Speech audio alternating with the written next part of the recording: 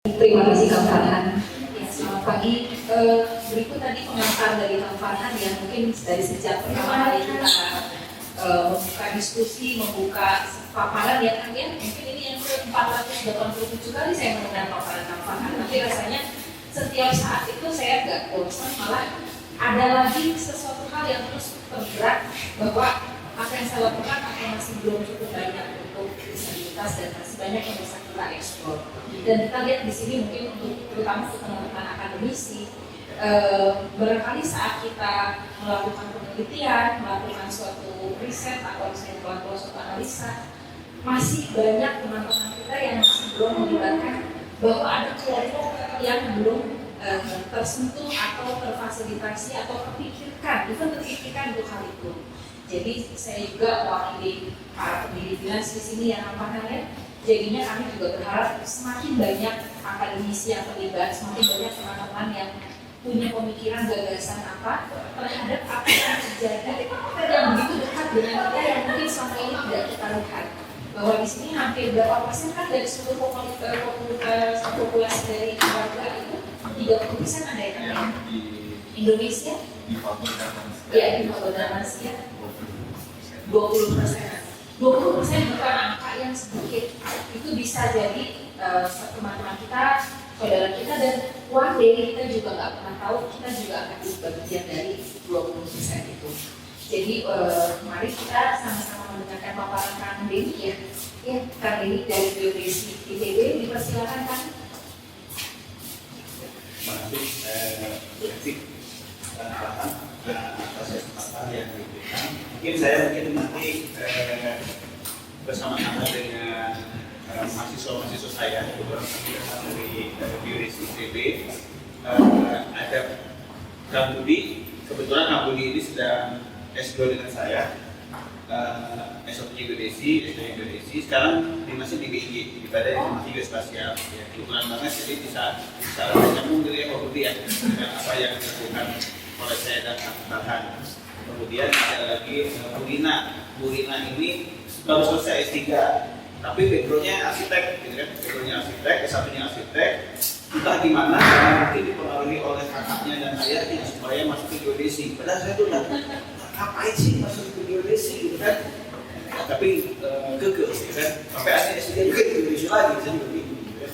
Kemudian ada masuk kapsul saya, dan kapsulnya ada 5 orang ya. 5 orang yang kebetulan paparan yang menarik kapsul ini melanjutkan kapsul yang sebelumnya sesuai dengan skenario awal. Kalau yang kapsul sebelumnya itu pemetaan infrastruktur dan fasilitas umum dan fasilitas sosial. Kalau sekarang ke arah agak sedikit diarahkan ke arah lingkungan dan sambil support juga ke Pak Budi yang terkait dengan kadastral. Nah, sebenarnya Pak Budi ini nanti risetnya lebih ke arah pengembangan data model yang terkait penanganan, terkait juga tapi dikomunikasikan dengan lingkungan. Nanti Pak Budi akan menerangkan ya.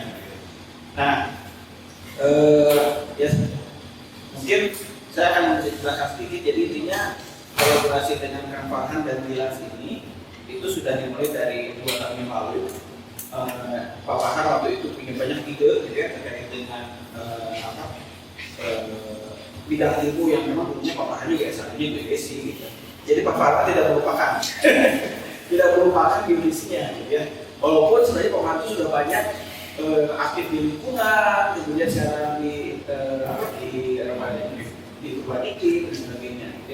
Nah, kemarin juga waktu kegiatan yang tahun kemarin, kebetulan Pak Farhan dengan Dilas bekerja sama dengan institut ya, dengan didukung oleh Ford Foundation, itu membuat satu kegiatan.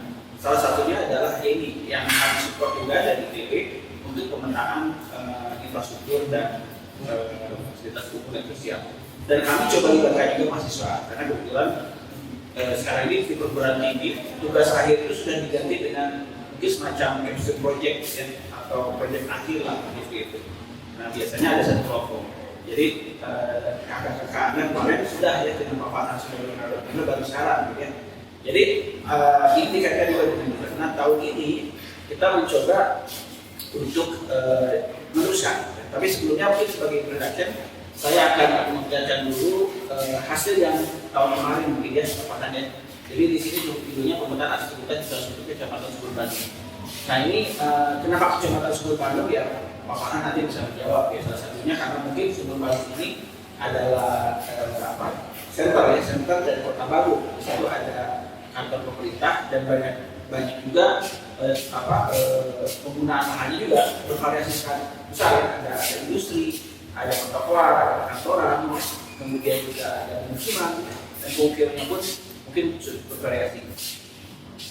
Ya berikutnya, nah ini mungkin sedikit tentang JAS yang mungkin Bapak dan Ibu semua dan adik-adik juga sudah paham apa JAS. Kenapa JAS itu sekarang saya sudah paham? Karena sekarang ada Google Earth ya, ada Google Earth, ada Google Map yang Bapak dan Ibu atau adik-adik pasti selalu menggunakan, pakai pesen GoCar, pakai Gojek, itu sekarang sudah ada peta. Jadi sudah memang JAS itu salah satu tujuan JAS sebenarnya adalah untuk mengambil keputusan. Nah, itu sudah setiap individu sekarang itu sudah terbantu dengan JAS.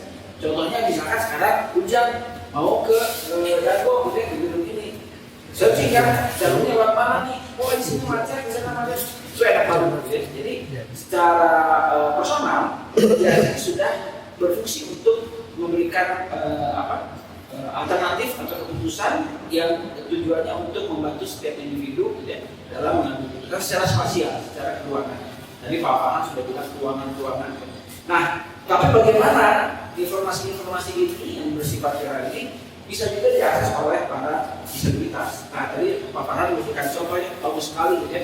Jadi dengan teknologi computer vision, dengan teknologi artificial intelligence itu sudah bisa membantu ya para mitra untuk mengetahui lingkungannya. Nah, mungkin tadi ada kedepannya juga impian kita ya, yang saya Pak Farhan juga nanti si aplikasi seperti yang tadi dikatakan Pak Farhan juga nanti untuk salah satunya membantu memetakan lingkungan. Nah, kemarin waktu kita melakukan waktu kita memetakan infrastruktur itu, kita belum dibantu dengan aplikasi yang canggih seperti itu, masih visual ya. Jadi mahasiswa ya, mahasiswa kita melihat mengukur kira-kira trotoarnya ini memenuhi syarat untuk dilalui oleh para disabilitas atau tidak sebagainya. Jadi masih survei manual. Tapi kedepannya dengan peralatan seperti HP dan sebagainya yang dilengkapi dengan map dan dilengkapi dengan artificial intelligence itu sangat memungkinkan seperti itu. Ya buktinya apa? Artinya tadi ya, Pak Farhan tadi duduk di ruangan seperti ruangan perusahaan, kemudian dengan HP penyandang netra tadi itu bisa memberitahukan sekelilingnya seperti apa sampai detail. Ya. Apalagi mungkin untuk objek-objek yang eksterior ya di luar ruangan. Karena kedepannya juga mungkin selain infrastruktur juga mungkin nanti kedepannya ini di luar disabilitas juga mungkin nanti harus memetakan rumah gitu kan. Karena rumah ini yang kaitannya dengan riset yang ke depan ingin diketahui materialnya seberapa sih ramah lingkungan atau tidak. Karena material bangunan itu pun sebenarnya kan sekarang ini sudah ada yang namanya green building ya, green building yang ramah lingkungan, diharapkan itu ramah lingkungan semua gitu ya. Nah itu mungkin dimonitor tuh berarti, dimonitor semua dari cara pribadi gitu. Wah itu enak sekali gitu ya. Ya sebenarnya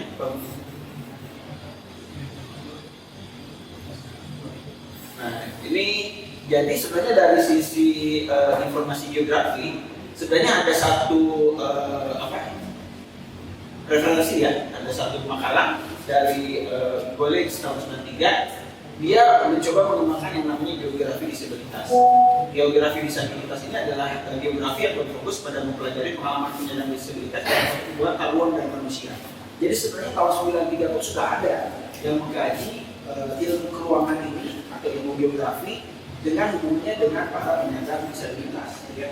Bagaimana Pak? Ya itu salah satu. Jadi intinya tadi seperti yang disampaikan Pak Farhan, gimana caranya minimal peta, ya peta itu bisa dipahami para disabilitas. Terutama mungkin netra ya Pak Farhan ya, terutama netra.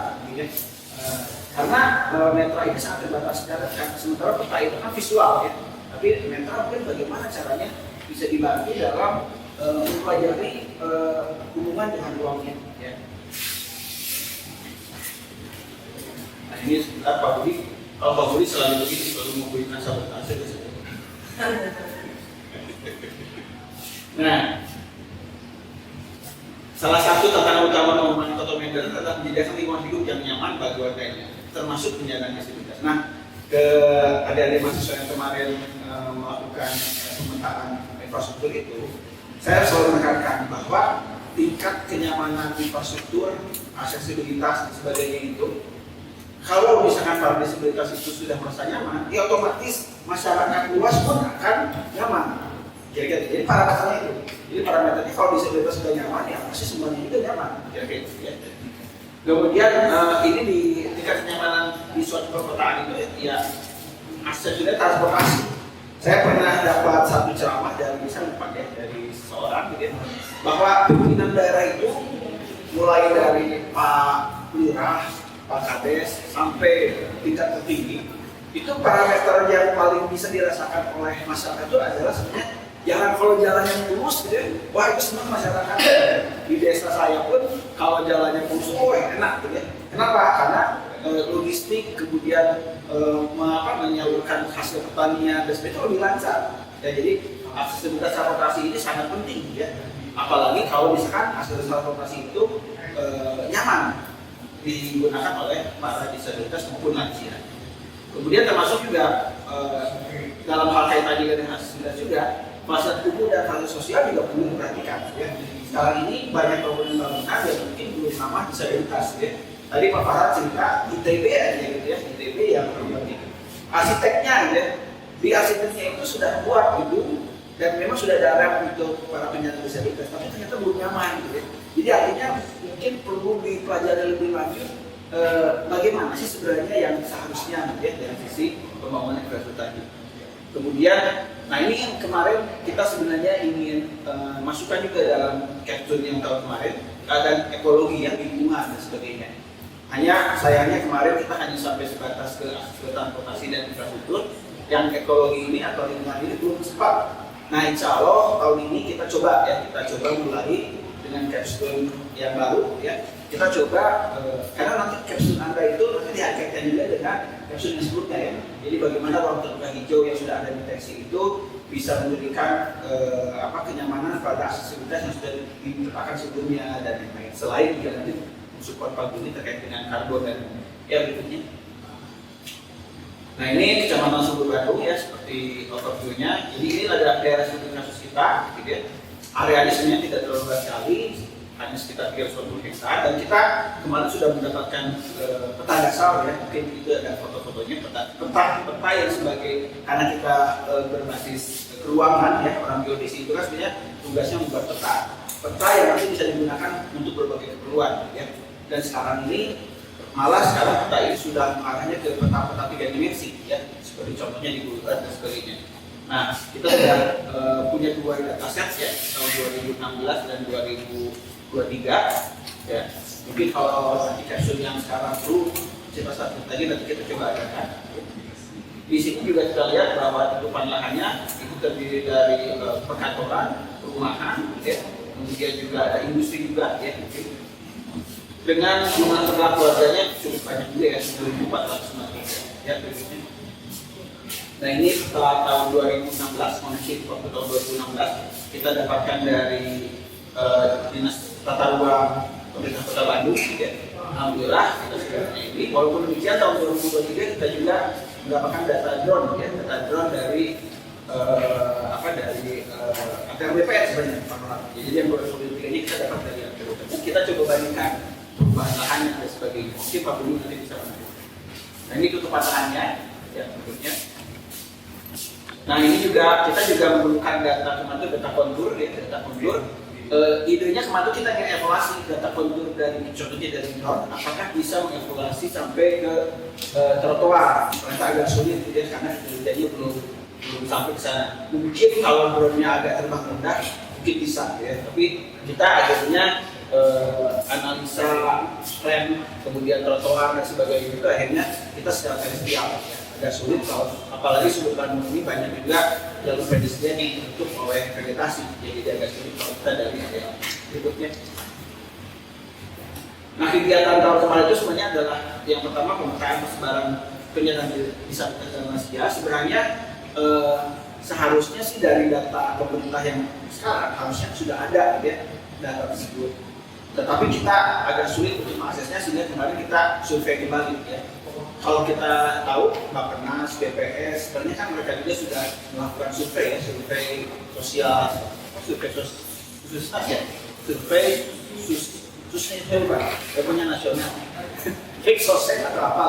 Sebenarnya itu sudah bisa kita manfaatkan ya. Cuma sampai sekarang kita belum dapat datanya, tapi kita coba bandingkan dengan itu. Kemudian yang kegiatan yang lainnya adalah pemetaan kondisi infrastruktur dan lingkungan ramah disabilitas usia. Kemudian juga profiling sosial ekonomi penyandang disabilitas dan lansia. Walaupun demikian, yang profiling sosial ekonomi ini kita disupport oleh tim dari Jogja yang namanya Sri Institute. Tapi walaupun demikian, tim Sri Institute pun menggunakan akses data sebaran disabilitas dari tim kami juga. Berikutnya. Oh ya, sebelumnya tadi kalau kita lihat ya, jadi data disabilitas itu yang sebelumnya, nah ini sebenarnya sudah ada standar data untuk penyandang disabilitas. Ada yang namanya WHO Disability Assessment Schedule, WHO DAS 2.0. Kemudian ada lagi yang kedua on disability statistik. Jadi sebenarnya data ini sebenarnya sudah ada model standarnya ya, dari sisi non-spasial lah, ya kira-kira itu. Jadi mungkin ini bisa kita sandingkan dengan data Rexosec. Berikutnya. Oke, ini jadi ketika kita tahun kemarin kita sudah melakukan permintaan data ke dinas tata ruang, kemudian kita juga dapat data dari BPN, kita juga melakukan survei. Sebelum kita survei ke lapangan, kita survei melalui secara online. Jadi kita memanfaatkan yang namanya Google Street View. Jadi di Google Street View itu seolah kita bisa jalan-jalan dan melihat kondisi jalur pedestrian yang ada di foto tersebut. Ya. Jadi kita melakukan penandaan, ya. Kita penandaan di situ kira-kira mana yang trotoarnya yang mulus, mana trotoarnya yang kondisinya tidak baik, dan sebagainya kita tandai. Gitu. Dan juga setelah itu kita melakukan survei lapangan. Ini contoh ketika kita survei lapangan dibahas di manual papakan. Oke, berikutnya. Nah ini adalah hasil pemetaan penyandang disabilitas ya yang ada di Suku Batu. Ini ada di buku kalau misalnya ada 60 orang, ada berapa 34, dan kita ketemu kalau yang sama sudah silakan berikutnya. Nah kemarin juga kita mengembangkan satu sistem manajemen data ya, yang menghimpun data yang sudah kita koleksi, termasuk data spasial maupun spasial, artinya termasuk data peta maupun data yang melengkapinya. Ya. Dari sini kita bisa melihat jumlah trotoar yang sudah kita survei, penyeberangan, fasilitas umum, bangunan dan sebagainya. Ya. Oke. Jadi dengan basis data ini kita tahun ini akan kita teruskan, ya. Kita teruskan secara lebih komprehensif ke arah keperluan lingkungan dan pertanahan. Berikutnya. Nah ini contoh peta-peta yang dihasilkan dari survei kemarin. Ada peta kondisi aktual infrastruktur fasilitas pejalan kaki. Ya. Di sini yang merah ini adalah rem sangat tidak ramah disabilitas. Yang merah-merah ini adalah rem yang sangat tidak ramah disabilitas. Kalau yang hijau itu yang ramah disabilitas. Ya. Kemudian ini jalan, ya. Jalan-jalan yang kalau merah ini sangat tidak ramah. Jadi tapi bukan jalan kendaraan ya. Ini jalan pedestrian. Yang kita petakan jalan pedestrian. Jadi di daerah-daerah sini banyak sekali yang tidak ramah disabilitas. Artinya tidak ramah itu mungkin kondisinya sudah rusak atau seringkali banyak juga yang mungkin Bapak dan Ibu dari tadi sudah sering melihat ya, jadi ada trotoar yang halang pohon besar misalnya. Jadi ya gimana bisa dilalui kalau ada pohon besar. Kemudian ada juga yang kadang-kadang dihalangi oleh pedagang kaki lima, gitu ya, walaupun tidak permanen tapi ya mereka jualannya siap ya tidak bisa diakses ya. Dan ini banyak sekali beberapa titik-titik yang kelihatannya memang masih sulit untuk diakses. Berikutnya,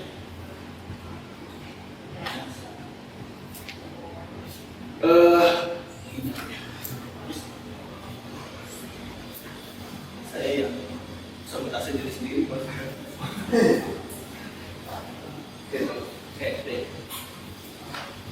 Nah kemarin juga kita nantinya selain survei, kita juga kemarin mencoba membangun sebuah sistem yang kecil gitu ya, yang berbasis perangkat lunak gratis yang nantinya mudah-mudahan bisa digunakan untuk penelitian selanjutnya. Ini mungkin Pak Budi nanti bisa menjelaskan. Oke, masih ada slide yang lain Pak Budi?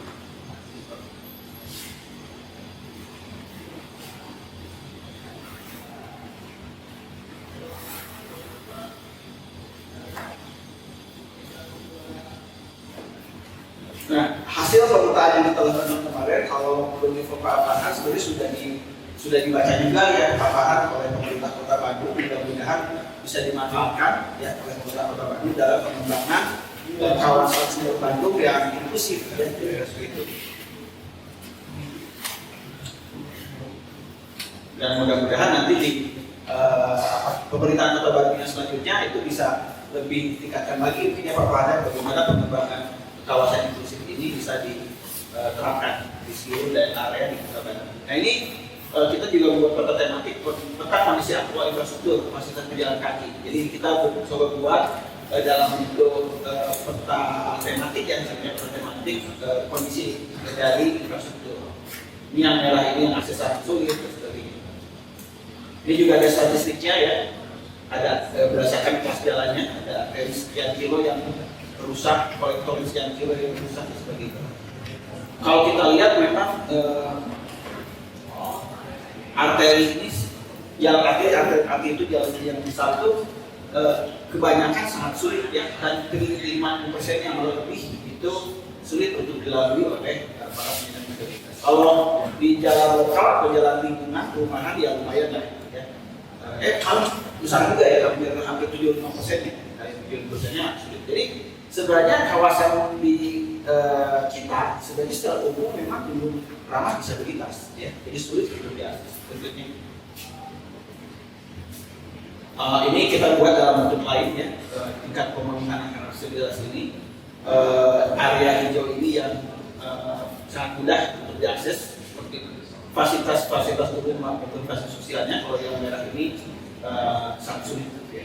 Berikutnya ini dalam bentuk yang lain ya, ini adalah hasil dari kegiatan capstone mahasiswa kami ya dalam bentuk peta tematik, karena memang salah satu tujuan kegiatan capstone dari Prodi Geodesi Geometri itu adalah membuat peta dengan berbagai aplikasi yang ada ya. Berikutnya ya, ini yang dalam bentuk yang lain juga. Berikutnya sama ya. Berikutnya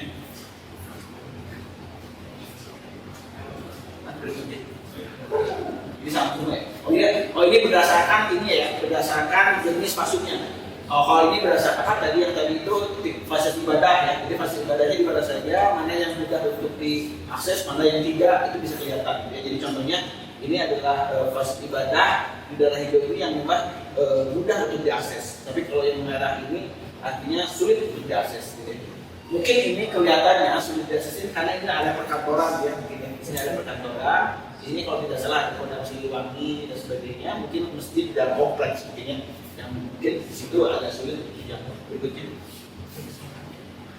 ya oke, berikutnya. Jadi temuan atau keluaran dari kegiatan yang kami lakukan tahun kemarin itu sebenarnya adalah bahwa peta dasar yang dibuat oleh instansi-instansi terkait sebenarnya masih belum bisa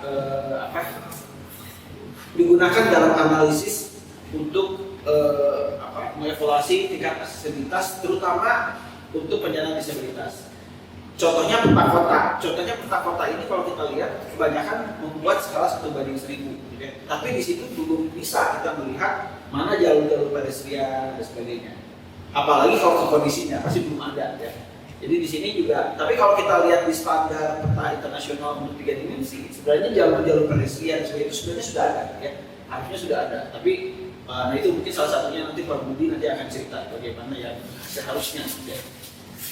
Kemudian kebutuhan akan biaya transportasi umum dengan asli. Nah ini sekarang dikenal yang namanya building information modeling ya. Sekarang ini para arsitek itu membuat bangunan itu sekarang diwajibkan untuk membuat yang namanya BIM ya, building information modeling. Terutama bangunan-bangunan sekarang ini diarahkan untuk bangunan-bangunan pemerintah. Jadi mereka harus membuat gambar. Kalau dulu mungkin gambar arsitek mungkin ya, tapi karena sekarang sudah transformasi digital, jadi gambar arsitek itu harus dalam bentuk digital dan harus sudah 3 dimensi. Ya, nah ini kita bisa manfaatkan untuk melengkapi peta kota. Ya, nah itu salah satu risetnya kalian itu bagaimana si gambar BIM ini bisa melengkapi peta kota, bisa menjadikan peta kota. Kemudian kebutuhan kasar dan perhitungan aksesibilitas ini juga menjadi hal yang masih perlu ditindaklanjuti. Kemudian, nah ini yang mungkin mudah-mudahan bisa dilanjutkan di kegiatan bisnis berikutnya itu kecerdasan buatan dalam mendeteksi kondisi infrastruktur yang ada. Ini sangat diperlukan karena kalau dengan menggunakan manual itu sangat lama sekali ya, tapi dengan menggunakan kecerdasan buatan dengan berbagai sensor yang sekarang sudah canggih-canggih ya, mungkin dari Telkom lah yang mungkin nanti yang diharapkan bisa membangun seperti itu ya, itu akan sangat cepat ya dalam memonitor kondisi-kondisi keuangan yang ada di suatu kota. Kira-kira berikutnya. Oke, ini mungkin penutup ya, channel video informasi dan berfungsi untuk meningkatkan efektivitas integritas, kemudian penataan ruang yang tidak memadai, berarti ini ya artinya larinya nanti ke penataan ruang ya, artinya nanti mungkin ke para perencana kota ya, bagaimana kegiatan kita ini bisa ditindaklanjuti oleh terutama oleh para perencana kota. Dan GIS ini memang menjadi satu tools yang bisa dimanfaatkan untuk itu, kira-kira. Dan nantinya GIS ini sendiri untuk tahun ini mudah-mudahan GIS ini nantinya menjadi sekarang ini dikenal yang namanya digital twin ya, digital twin. Jadi digital twin itu sebenarnya kurang lebih seperti GIS tetapi yang banyak mengelola sensor ya. Sama seperti apa smart home ya. Smart home itu kan sebenarnya yang berbentuk sensor ya. Ada sensor untuk utilitas, ada sensor untuk keamanan dan sebagainya. Dan itu secara otomatis bisa mengontrol ya, mengontrol kembali kalau misalnya ada CCTV, kemudian ada contohnya ada maling dia masuk, otomatis mungkin akan mengunci sendiri, misalnya dia akan bisa mengunci sendiri. Kira-kira begitu ya. Nah kedepannya bukan hanya smart home, tapi nanti mungkin lebih luas lagi jadi smart city. Oke.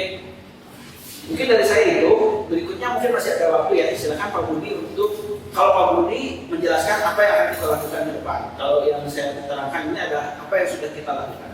Mengapa Pak Budi? Saya jadi asal ya.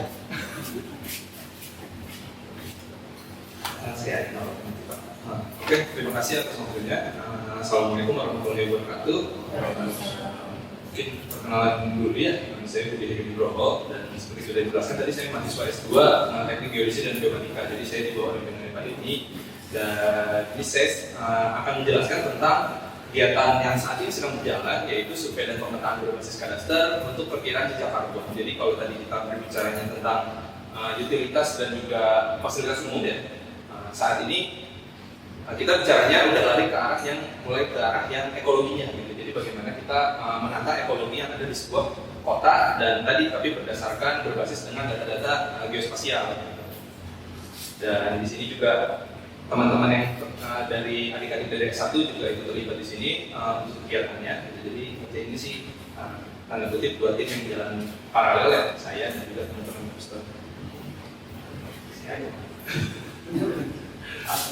Oke, jadi latar belakangnya sebetulnya seperti apa sih gitu. Jadi kenapa kita butuh perhitungan jejak karbon yang isinya itu emisi dan juga stok karbon ya gitu. Jadi ini saya ada motif dari website fthbandung.go.id. Jadi ini website yang disusun oleh DPKP 3 Kota Bandung dan di situ ada statement bahwa emisi karbon dioksida Kota Bandung itu mencapai 5,6 juta ton per tahun.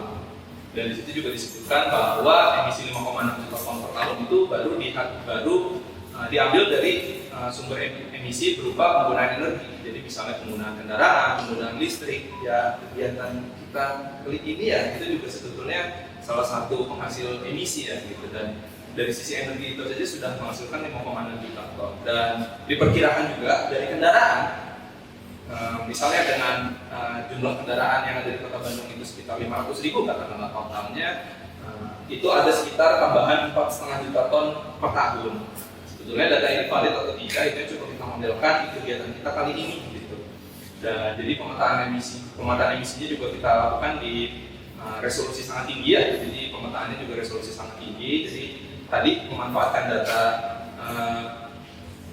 ortofoto dari drone yang kita tadi disebutkan sebelumnya, dan juga nanti akan turun ke arah peta 3 dimensi ya, supaya bisa melakukan perhitungan yang lebih teliti. Dan kenapa ini penting juga? Itu tadi kalau kita kaitkan dengan dengan disabilitas dan juga kenyamanan publik. Gitu. Jadi memang menekankan kembali apa yang sudah disampaikan Mbak Dini di presentasi sebelumnya gitu. Dan jadi morfologi objek perkotaan ini akan mempengaruhi tingkat kenyamanan para pejalan kaki. Jadi ada penelitian di Singapura yang memperlihatkan gitu bahwa tingkat kenyamanan pejalan kaki itu akan dipengaruhi oleh morfologi kotanya. Jadi begitu kita berjalan di area-area yang banyak pepohonan gitu ya hijau, dia akan menjadi di sini tingkat kenyamanannya warnanya diwakili dengan warna hijau, bahwa dia akan menjadi nyaman gitu. Begitu larinya ke ruang yang terbuka, tanah kosong, nggak ada apapun yang menjadi kanopi untuk si pejalan kaki gitu ya. Akhirnya warnanya jadi merah gitu. Di daerah sini kurang nyaman untuk berjalan kaki gitu. Nah dari sini kita bisa lihat kan bahwa kalau untuk daerah-daerah yang kosong kan biasanya daerah-daerah yang tidak hijau ya, dan daerah yang hijau itu biasanya adalah daerah-daerah yang tidak menghasilkan emisi gitu. Dan mungkin nanti bisa dikaji lebih lanjut dari datanya juga, misalnya ya kalau untuk daerah-daerah yang hijau itu juga akhirnya kan emisinya jadi lebih sedikit gitu kan dibanding area-area yang ramai dan terbuka gitu, dimana di situ nggak cuma panas tapi menyesakan gitu kan karena areanya tuh terdapat banyak polusi. Next. Nah sebetulnya metodologinya seperti apa sih untuk bikin karbon gitu, dan pendekatan yang kita gunakan itu adalah pendekatan yang sebetulnya ada dari IPCC. Jadi IPCC itu mengeluarkan sebuah guideline untuk bagaimana caranya melakukan perhitungan gas rumah kaca, dan di situ ada 5 sektor yang perlu, ada 4 sektor yang perlu dihitung penyebaran emisinya, yaitu dari penggunaan energi, kemudian industrial proses dan product use. Jadi penggunaan produk-produk yang kita pakai juga sebetulnya itu ada jejak karbonnya. Kemudian dari kegiatan agriculture, forestry. Jadi dari kegiatan agriculture pun seperti pertanian itu sebetulnya ada jejak karbonnya juga, dan forestry-nya. Nah, forestry ini sebagai tangkapan karbonnya. Jadi atau istilah lainnya adalah stok karbon gitu. Jadi makanya disebut paru-paru kota gitu, karena justru di tempat-tempat itulah, tempat hijau itulah yang akhirnya bisa menyerap emisi, terutama emisi karbon ya. And other land use salah satunya ya kayak ruang terbuka hijau kalau di daerah perkotaan. Dan yang terakhir adalah terkait waste, yaitu pembuangan limbah. Dan dari semua ini pendekatan yang kita pakai sebetulnya lebih ke arah perhitungannya energi dan juga agriculture, forestry, and other land use gitu. Karena ya boleh dibilang karena keterbatasan data juga sih, jadi kita tidak menghitung terkait industrial proses dan juga waste. Dan sumber datanya dari pendekatan itu seperti apa? Sebetulnya formulanya cukup sederhana ya. Jadi emisi itu adalah E sama dengan AD, activity data. Jadi data aktivitas yang kita lakukan di tempat tersebut dikalikan dengan emission factor. Faktor emisinya berapa dari aktivitas tersebut. Dan nah itu emission faktornya bisa macam-macam. Kalau misalnya kita membangun sebuah bangunan, sebetulnya dengan kita melaksanakan pembangunan itu tergantung penggunaan bahan seperti apa. Nah itu bisa dilihat ke inventory carbon energy ICE database. Ini yang terbaru adalah versi yang tahun 2019. Ini dikeluarkan oleh dari UN, dari United Nations, dari PBB. Dan misalnya dari buku IPCC ini juga, kalau untuk stok karbon, nah itu bisa dilihat misalnya faktor emisinya adalah, nah ini kalau untuk tanaman gitu ya. Jadi dengan luas tajam sekian, dia akan menyimpan karbon sebesar seperti ini setiap tahun. Jadi nanti seperti itu. Next Pak. Nah untuk metode pendekatannya sendiri kita dikasih dengan 2. Jadi ada metode makro dan metode mikro gitu. Jadi metode makro ini yang kita laksanakan di atas skala satelit, di mana tadi ya pendekatannya itu lewat tutupan lahannya, luas tutupan lahannya itu seperti apa, dan datanya tadi dari ortofoto dan DSM, kemudian kita segmentasi untuk tutupan lahannya seperti apa.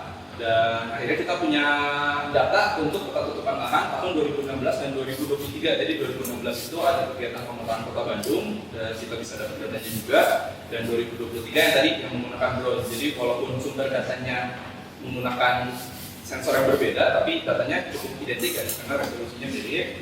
Dan setelah datanya teridentifikasi, dari situ kita mulai hitung emisi dan juga stok karbonnya. Dan akhirnya kita bisa hitung total jejak karbonnya berapa. Apakah di Bandung ini menghasilkan emisi, atau justru malah kita tuh nyimpan emisi, tarik emisi gitu. Kalau rasanya enggak ya.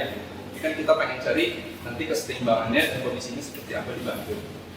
Nah, setelah jumlah stok masing-masing, jumlah emisi dan stok masing-masing tahun itu kita hitung, kita juga akan menghitung perubahan perubahan lahannya. Karena dari perubahan lahannya itu juga sebetulnya misalnya ada ruang terbuka hijau yang malah beralih fungsi menjadi lahan terbangun. Nah, itu sebetulnya menghasilkan emisi karena karbon yang tadi disimpan oleh tanaman-tanaman itu, begitu tanamannya dipangkas, itu karbonnya malah keluar, karbonnya malah kembali lagi ke publik gitu. Jadi malah menghasilkan emisi dengan kita memangkas pohon itu saja. Nah, itu juga kita mau hitung dari analisis perubahan lahannya juga, sehingga selain kita bisa hitung perubahan emisi karbonnya dari tahun 2016 dan 2023, kita bisa hitung juga sebetulnya kondisi aktual di Bandung itu saat ini seperti apa emisinya. Nah, metode makro ini kemudian akan coba kita validasi juga dengan yang namanya metode mikro. Nah, di sini kita baru mulai masuk ke data persil tanah. Jadi kita tahu kalau data persil tanah itu bisa berfungsi juga sebagai spasial unit terkecil, jadi unit spasial terkecil di mana kita bisa melakukan analisis gitu. Nah, dari data persil tanah ini coba kita hitung dengan pendekatan yang mirip ya. Tadi activity data dan juga emission factor. Jadi aktivitas di dalam persil itu ada apa saja, dan akhirnya kita bisa menghitung jumlah stok dan emisi karbon di skala mikro. Nah, aktivitasnya itu apa saja? Yaitu yang coba kita dekati datanya itu dari data reksosek, jadi data registrasi sosial dan ekonomi. Dan di situ kan ada data misalnya bahan bangunan yang dipakai itu apa, terus kendaraan yang ada di rumah itu ya ini kan per kakak, dan biasanya kakak itu kan berhasil ya. Yang kendaraan yang ada di rumah itu berapa, terus kemudian bahan bakar utama memasak itu seperti apa, dan dikombinasikan dengan peta 3D Sumur Bandung kita yang 2016 juga sudah ada. Nah, akhirnya kita bisa menghitung perhitungan jumlah stok karbon dan emisi karbon skala mikro. Dan tadi data perubahan lahannya juga akan kita gunakan untuk mengupdate peta tersebut ke versi 2023 sehingga kita bisa melakukan analisis yang sama seperti yang di Papua. Oke, next.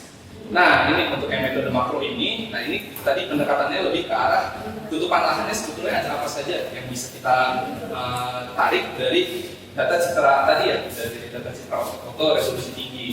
Nah, tutupan lahan yang kita gunakan itu ada apa saja klasifikasinya.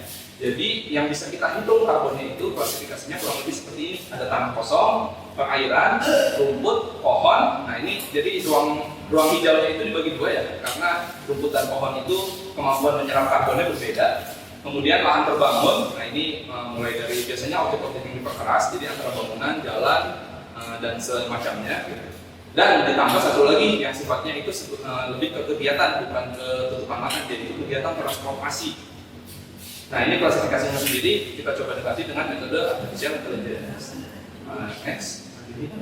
Nah, kurang lebih hasilnya saat ini seperti ini. Jadi kita masih coba diperbaiki terus hasil-hasilnya dari penggunaan artificial intelligence tersebut, dan hasil klasifikasinya kurang lebih seperti ini. Jadi ini belum kita coba simulasikan sampai menghitung tadi jejak karbonnya ada berapa gitu. Dan dari tutupan lahan ini kurang lebih seperti ini. Jadi nanti begitu kita sudah cukup puas ya dengan akurasi klasifikasinya, akan kita coba hitung karbonnya dari tutupan lahan ini, dan kurang lebih seperti ini ya. Jadi nah, ini kan kayak air sungai udah mulai bentuk gitu. Tapi nah ini kan sebetulnya kayak ada lapangan olahraga, tapi dianggapnya sebagai lahan terbangun bukan lahan terbuka. Padahal kan nilai emisinya berbeda ya, dan ini masih ada beberapa kesalahan klasifikasi seperti itu yang kita rasa belum cukup kalau mau kita pakai ke perhitungan karbonnya. Yes, dan yang kedua, nah ini kita juga mau menghitung volume trafficnya. Nah, karena kita pendekatannya itu pendekatan penginderaan jauh, jadi kita tidak langsung ke lapangan. Nah, volume trafficnya sendiri coba kita dekati dengan data-data yang ada. Jadi kita surveyor zaman sekarang mungkin sudah mulai pemalas gitu ya. Jadi kita mengurangi aktivitas di lapangan lah gitu. Surveyor menilai aja lah gitu. Nah, ini dari data Google Traffic yang biasa kita lihat kan sebetulnya berwarna-warni ya. Ya ada 4 sih warnanya, dari hijau, kuning, merah, dan juga merah bata ya kita istilahnya gitu. Pas waduh jalan mau ke Antapani udah merah bata nih, nanti aja lah jalan gitu. Nah, dari situ itu kan sebetulnya data indeks tingkat kemacetan itu sebetulnya bukan mewakili volume kendaraan kan. Kita nggak tahu sebetulnya ada berapa total kendaraan yang ada di jalan tersebut gitu loh. Tapi yang bisa kita tarik adalah bahwa di situ ada kemacetan, lewat dari ada mobil yang lewat di situ tuh kecepatannya berapa sih yang sedang berjalan. Kalau dia lambat, terdapat indikasi bahwa di sana macet kan jalannya. Karena macet otomatis volume kendaraannya tinggi gitu kan. Nah itu dari hijau, kuning, merah dan merah tua itu coba kita kuantifikasikan nanti lewat CCTV. Sebetulnya aktualnya di area tersebut tuh ada berapa kendaraan sih? Nah, dari caranya adalah kita dekati dengan memberikan sampel titik-titik di sepanjang garis-garis jalan yang berwarna-warni ini. Nah, titik-titiknya itu kita sampling per 15 meter. Kenapa 15 meter? Karena kita anggap resolusi seperti itu yang akan mewakili jumlah traffic yang ada di jalanan. Kalau terlalu kecil, misalnya kita ambil sampelnya per meter gitu, nah, kita kan mikirnya makin banyak sampelnya, datanya makin akurat dong.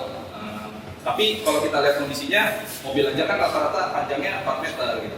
Kalau diameter ada, satu mobil malah hitung 3 kali gitu kan. Akhirnya kan jadi overestimate ininya ya, angka volume kendaraannya. Akhirnya kita coba enggakkan sampai yang kita rasa itu relevan adalah di 15 meter. Karena kita juga mau mengambil volume kendaraan untuk bus dan juga truk gitu. Yang kita rasa paling tidak satu bus atau truk itu bisa kita sampel dengan resolusi 15 meter gitu. Jadi per 15 meter paling enggak kita ada satu truk atau satu bus bisa kita identifikasi di sini.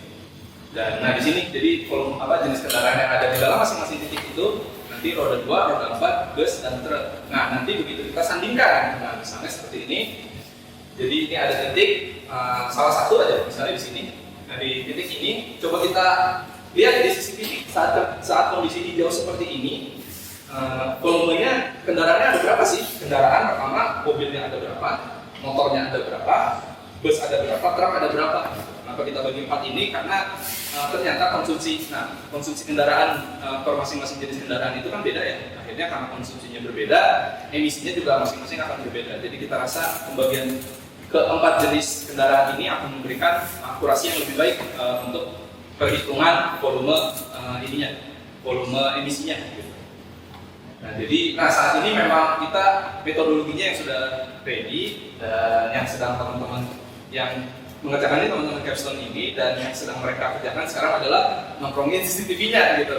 Nah, jadi sekarang bisa lihat Dago ini lagi apa kondisinya hijau gitu. Oh, hijau tuh berarti lagi ada kendaraan berapa di Dago. Tapi bukan di Dago ya, di Sumur Bandung. Mungkin udah ke selatan sedikit di Merdeka. Oh, di Merdeka tuh ternyata lagi hijau gitu. Mungkin nanti begitu sore-sore jam pulang kantor mereka akan mantau lagi. Oh, lagi ada volume berapa nih kendaraannya di sana gitu. Dan akhirnya nanti begitu sampelnya sudah ada dan dikompilasi semuanya, kita bisa prediksi volume kendaraan yang ada di Sumur Bandung selama setahun itu berapa dan akhirnya bisa kita konversikan juga ke nilai emisi yang dikeluarkan dari kendaraan. Next. Dan kemudian, nah itu jadi yang metode mikro saat ini masih sampai sana ya, masih berprogresnya sampai sana. Dan untuk yang metode makro ini, nah ini pendekatannya agak sedikit berbeda. Kalau tadi pendekatannya lebih ke arah penutup lahan ya. Kalau sekarang intinya lebih ke arah kegiatannya. Jadi, nah ini kegiatan yang coba kita tarik itu adalah konsumsi energi di masing-masing persil dan kemudian penutup lahan yang ada di persil itu gitu. Kita berharapnya dari konsumsi energi ini misalnya bahan bakar listrik, kemudian bahan bakar kendaraan dan bahan bakar rumah tangga. Nah itu konsumsinya ada berapa? Nah coba kita bandingkan dengan sebetulnya di dalam persil itu barangkali di rumah itu memang penggunaan listriknya cukup tinggi ya, tapi dia punya kebun yang cukup luas gitu kan. Jadi akhirnya emisi yang dihasilkan di persil tersebut, di rumah tersebut itu bisa bisa di-cover oleh si tanaman hijaunya gitu, seperti itu. Makanya kita penutup lahannya juga akhirnya kita tambahkan dengan pohon, terus tanaman rendah. Itu juga kita bedakan, jadi pohon tanaman rendah dan kemudian ada sumber-sumber emisi lain juga yang tadi dari penampakan yang dari penutup lahannya, apakah dia bangunan, terus badan air, permukaan diperkeras, misalnya di persilnya tuh ada lapangan parkirnya gitu, dan juga tanah kosong. Nah di sini supaya hasilnya jauh lebih akurat, kita meningkatkan akurasi dari perhitungan emisinya. Akhirnya bangunannya pun coba kita detailkan menjadi, nah ini kan tadi emisinya bisa kita taksir dengan bahan yang digunakannya apa ya. Nah itu jadi bahan atas dan dindingnya seperti apa. Next. Nah ini jadi data, jadi jejak karbon tadi itu kan ada basisnya data parsial gitu. Dan kalau kita ingin mendetailkan atap dan dinding itu seperti apa, akhirnya kita mulai masuk ke penggunaan namanya data 3D GIS gitu. Jadi 3D GIS itu mempunyai kapabilitas untuk mulai lari ke sana tuh. Jadi hierarki datanya mulai lebih detail lagi. Jadi bangunan itu kita tidak mengklasifikasikan sebagai objek bangunan, tapi bangunan sendiri itu sudah ada atap, sudah ada dinding, pintu, jendela gitu, bahkan sampai ke fasilitas interior yang ada di dalamnya gitu. Misalnya kompor dan segala macam, AC gitu. Nah, untuk saat ini ya, karena tanda kutip keterbatasan data juga, untuk sumur Bandung akan kita dekati dengan ya tadi untuk material atap dan juga dinding luarnya gitu. Karena saat ini datanya kita punya namanya LOD 2, jadi level of detail tingkat kedua, di mana di situ sudah mulai memisahkan atap dan dinding, dan itu yang akan kita gunakan untuk mengestimasi emisinya. Nah, kita berbicara kan sudah emisinya ya. Nah sekarang kita kembalikan lagi ke ruang yang akan kita gunakan untuk menghitung seperti apa. Karena datanya kita pakai data 3D, mau nggak mau ruangnya juga harus 3D kan. Nah, oleh karena itu di sini juga kita mengembangkan adalah 3D kadasternya juga. Nah, akhirnya kita kembangkan di mana kita menggunakan data parsial 3 dimensi, dan ini diturunkan dari sebetulnya aturan yang sudah ada ya, PP 18 tahun 2021 tentang hak atas tanah. Di sana disebutkan juga kan sudah mulai ada ide bahwa hak atas tanah itu sebetulnya diberikan secara ruang. Jadi hak itu punya ruang ke bawah tanah dan juga ke atas tanah gitu. Dan itu yang coba dimodelkan di sini gitu. Jadi dari parsial tanah yang ini masih berupa surface ya, masih berupa bidang tanah di atas permukaan tanah gitu. Nah, ruang haknya itu yang coba kita masukkan sebagai sebuah ruang di mana informasi yang ada seperti ini. Dan kemudian ini juga nanti bisa dimanfaatkan untuk memberikan ruang kepada ruang-ruangan misalnya di apartemen gitu, sehingga pemberian hak kepemilikan atas rumah susunnya juga akan lebih relevan dengan objek yang ada di lapangannya. Dan, nah ini juga memanfaatkan namanya LADM ya, Land Administration Domain Model. Jadi ini standar internasional yang memberikan standar informasi data parsial tanah dan ruang haknya tadi itu harus ada apa saja gitu. Dan di sini sebetulnya kuncinya ruang hak itu adalah punya party. Jadi pihak yang bertanggung jawab terhadap ruang itu siapa gitu. Jadi begitu kita sudah tahu nilai emisinya, kita bisa tahu si orang kita berarti harus punya tanggung jawab lebih nih karena emisinya besar sekali gitu yang dihasilkan di ruang hak miliknya dia gitu. Entah mungkin nanti lewat pajak atau lewat sebuah kewajiban tertentu ya. Misalnya dia oh ya udah pajaknya sih nggak nambah gitu, tapi dia harus nambah ruang terbuka hijau di lahannya dia gitu. Nah ini penggunaan parsial 3 dimensi juga membuka peluang untuk pengelolaan seperti itu. Plus juga pengelolaan tadi ya, misalnya kita juga berbicara terkait infrastruktur inklusivitas gitu ya. Oh ternyata di ruang itu remnya tidak cukup, atau kalaupun ada tapi tidak sesuai dengan spesifikasi yang memenuhi kenyamanan teman-teman difabel. Nah ini datanya kurang lebih seperti ini, data 3D-nya. Nah ini yang masih belum dilakukan adalah mengaplikasikan si ruang hak ini, parsial-parsialnya juga dalam model 3 dimensi yang sudah existing. Ini. Dan ini yang sudah dilakukan sekarang, kita coba simulasikan ke data. Nah ini sebetulnya data model yang sering digunakan sebagai untuk simulasi di ranah 3D, yaitu dengan data FZK House yang diambil dari website CityGML Wiki gitu. Nah dari data FZK House ini coba kita simulasikan adalah parsial tanah dan ruang haknya gitu. Dan hasilnya seperti ini. Jadi ekspektasinya nanti bangunan-bangunan yang tadi di bangunan 3D tadi akhirnya punya ruang-ruang hak yang seperti ini bentuknya gitu. Nah nanti dari situ ruang haknya yang kemudian kita turunkan sebagai ruang untuk jejak karbon yang nantinya akan kita lakukan perhitungan emisi karbon. Jadi setelah ini sebetulnya langkah selanjutnya adalah perhitungan jejak karbonnya di dalam masing-masing ruang haknya. Nah ini jadi memang next stepnya adalah simulasi jejak karbon yang ada di sini dan kemudian menerapkan ke data-data existingnya seperti apa. Jadi ke data 3D model yang sudah kita miliki saat ini dan juga ke data. Nah ini saya ngambil cuplik aja dari Bumi ATR BPN tentang yang terkait persil apa saja sih yang ada di Sumur Bandung gitu. Nah nanti dari sini sama ini digabungin, terus si persil ini akhirnya membentuk ruangka, dan disitulah kita coba perhitungkan emisinya gitu. Next. Jadi kurang lebih sih seperti itu saja gitu untuk progres yang saat ini sedang kita kerjakan gitu. Ya sebetulnya kalau dibilang mau ada kesimpulan sih belum ada kesimpulan karena juga masih berjalan risetnya gitu. Cuman di sini sebetulnya malah dari saya pribadi berharap ya ada diskusinya sih, karena bisa menambah bahan untuk apa yang next step kita lakukan juga. Terima kasih. Terima kasih. Assalamualaikum warahmatullahi wabarakatuh. Jadi apa namanya? Ini versi mencelimutnya balik dari sekedar kita tuntut 22 hak dari ternyata dapur itu banyak. Jadi ada soal data, ada soal yang lain-lain.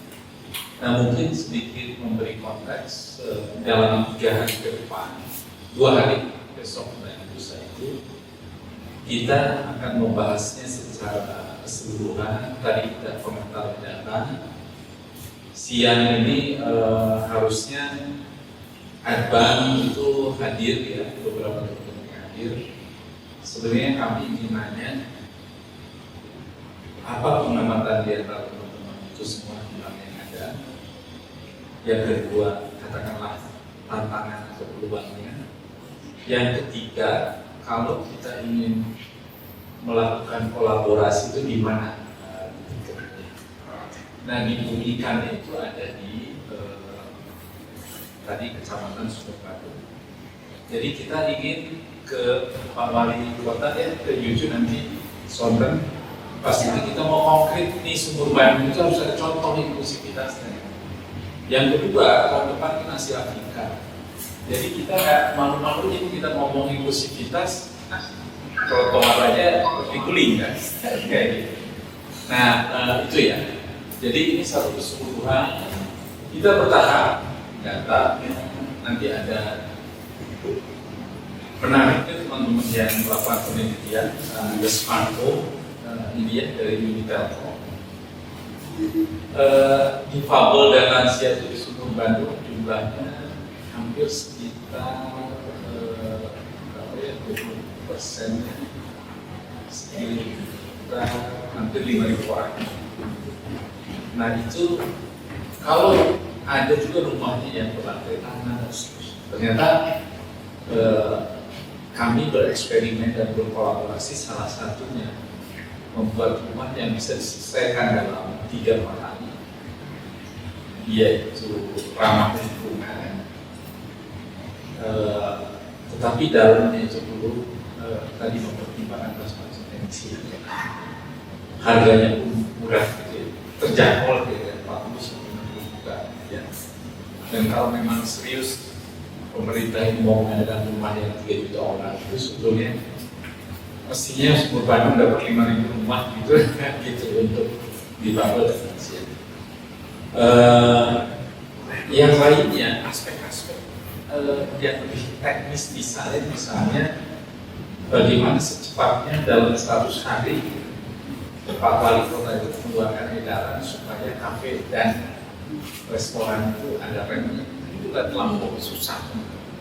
Cuma itu pelan-pelan kita. Mudah-mudahan nanti kita tagih janjinya Kang Farhan sesama anggota Farhan Sedunia. Saya anggota masih anggotanya masih 2 mau melawan dominasi Asep Sedunia, tapi kita buat 2 orang sama Farhan. Gitu. Nah, Kang Roman ini salah satu menurut saya aspek lainnya dari apa yang disebut sebagai kepemilikan. Jadi bukan hanya sekedar kepemilikan fisik. Sekarang ada hubungannya kepemilikan yang dikaitkan dengan emisi. Nah, jadi saya ingin mengeksplor lebih jauh, kira-kira di BPN itu sudah seperti apa ya update soal data-data itu. Karena salah satu eksperimen yang akan dilakukan bersama teman-teman hampir semua jenis arsitek IAI arsitek landscape, arsitek bangunan, dan perencanaan dan budget heritage. Tahun depan itu kita akan mengeluarkan konseptual design dan market apa yang kita bayangkan tentang urban berdasarkan data-data yang dimiliki oleh dan mudah-mudahan smart home ya selesai kan kira-kira kelihatan di wajah-wajah yang smart dari mahasiswa ini yang itu jadi dan kita mengatakan ini loh di Sumur Bandung ini kira-kiranya ada yang mau saya tertarik misalnya museumnya yang tertarik apa dan seterusnya. Jadi jauh advokasinya itu sudah kita berhadapan dengan mau diapain kawasan. Apakah kita tiap tahun membuat ritual hari disabilitas nasional atau memang tidak ada yang konkret. Baik Kang Roman, ini sahabat saya juga sekarang di BPN barangkali memberikan perspektif kaitan dengan pendidikan dan apa yang dilakukan dan kalau seandainya kita ini memiliki data-data yang barangkali tidak ada di dalam data yang dibuat oleh pemerintah terus ini bisa apa namanya input itu apa baik apa langsung aja di kan pada ketingkat ini dipakai ini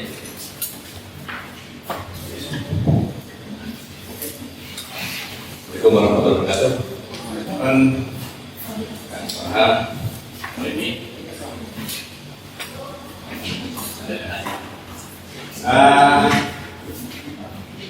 sebenarnya saya agak ikut dengan materi ilmiah dan ini barangkali judulnya karena Pak ini terus malamnya masih info kata juga mungkin belum saya ada sama sekali baru dari poster aja barangkali yang saya bayangkan kemarin disampaikan hari sebelum dari emisi tidak hari ini mungkin tadi yang sampaikan pembukaan agak sedikit mungkin pendahuluannya disabilitas seperti apa mungkin dalam keadilan terhadap semua fasilitas yang ada yang sudah dibangun.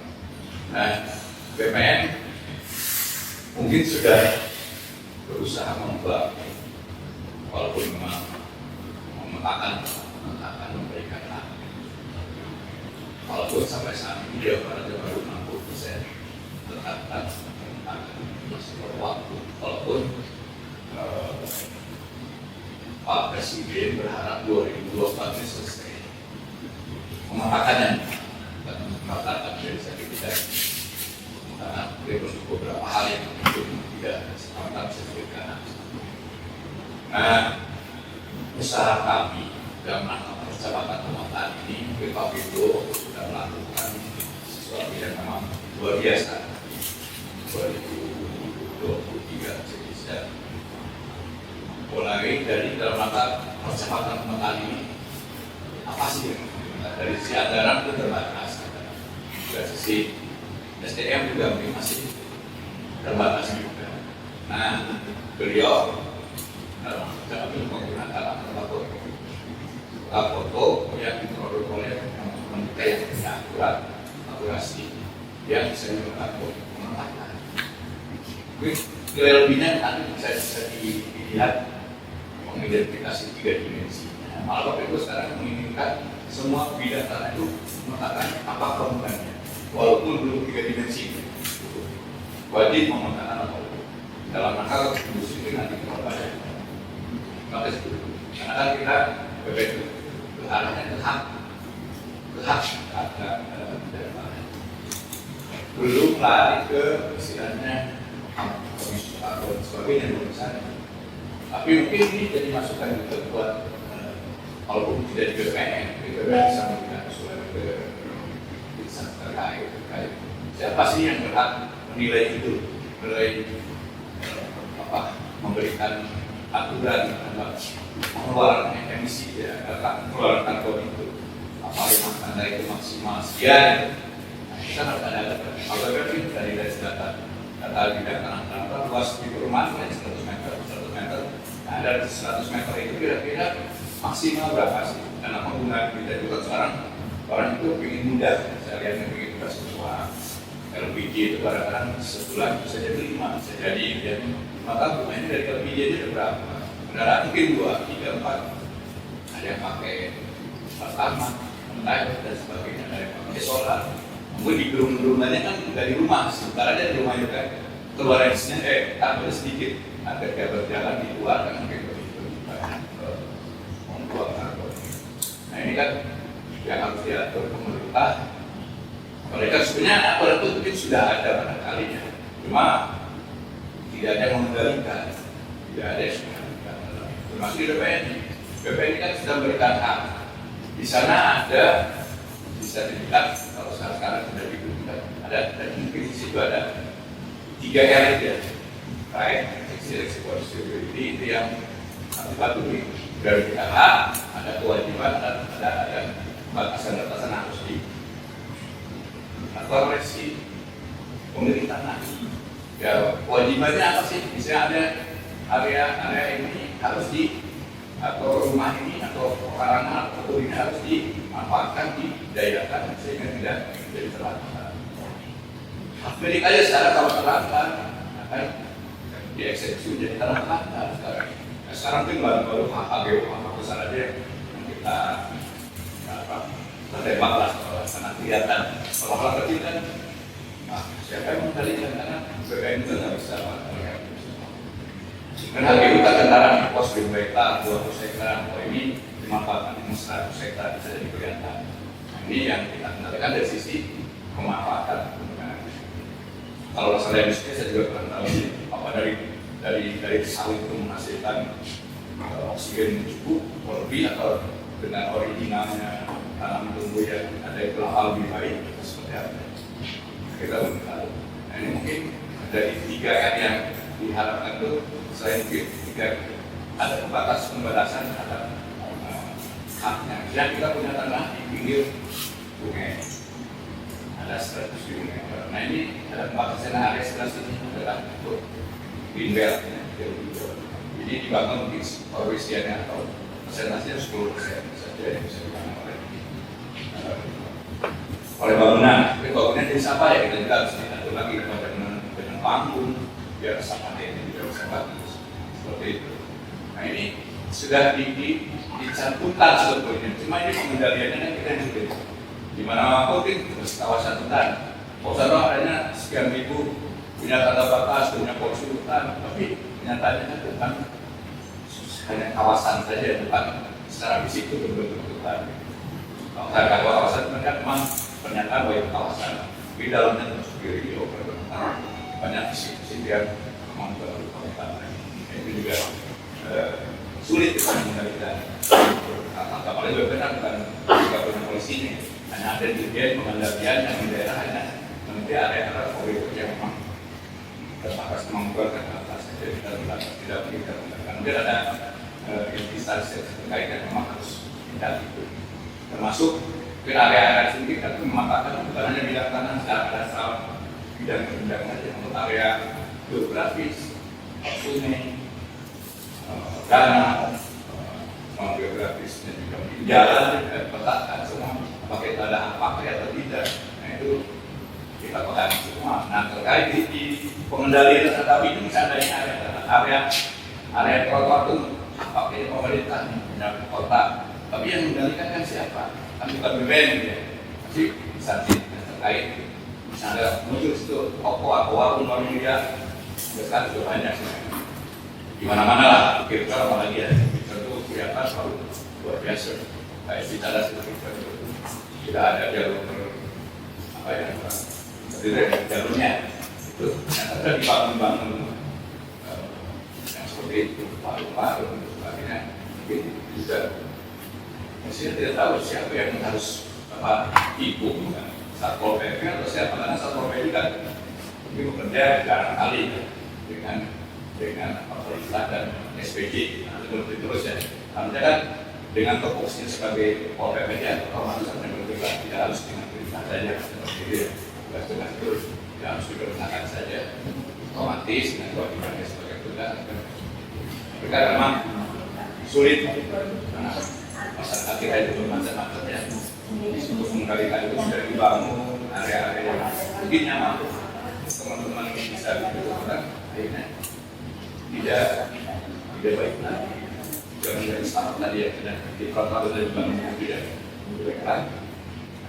Nah ini kalau BPN ini memetakan bidang tanah yang batasnya kalau masyarakat Indonesia berbasis bidang tanah dan batas tanahnya sudah disepakati para pihak dan berbatasan. Yang ujuk-ujuk ya mengukur, kalau geodesi barangkali ya ukur aja ukur ya bisa ukur. Cuma kalau asas berani ukurnya kadang-kadang tidak terpenuhi. Oh orang yang ukur aja ya. Maka kita menghancurkan para pihak.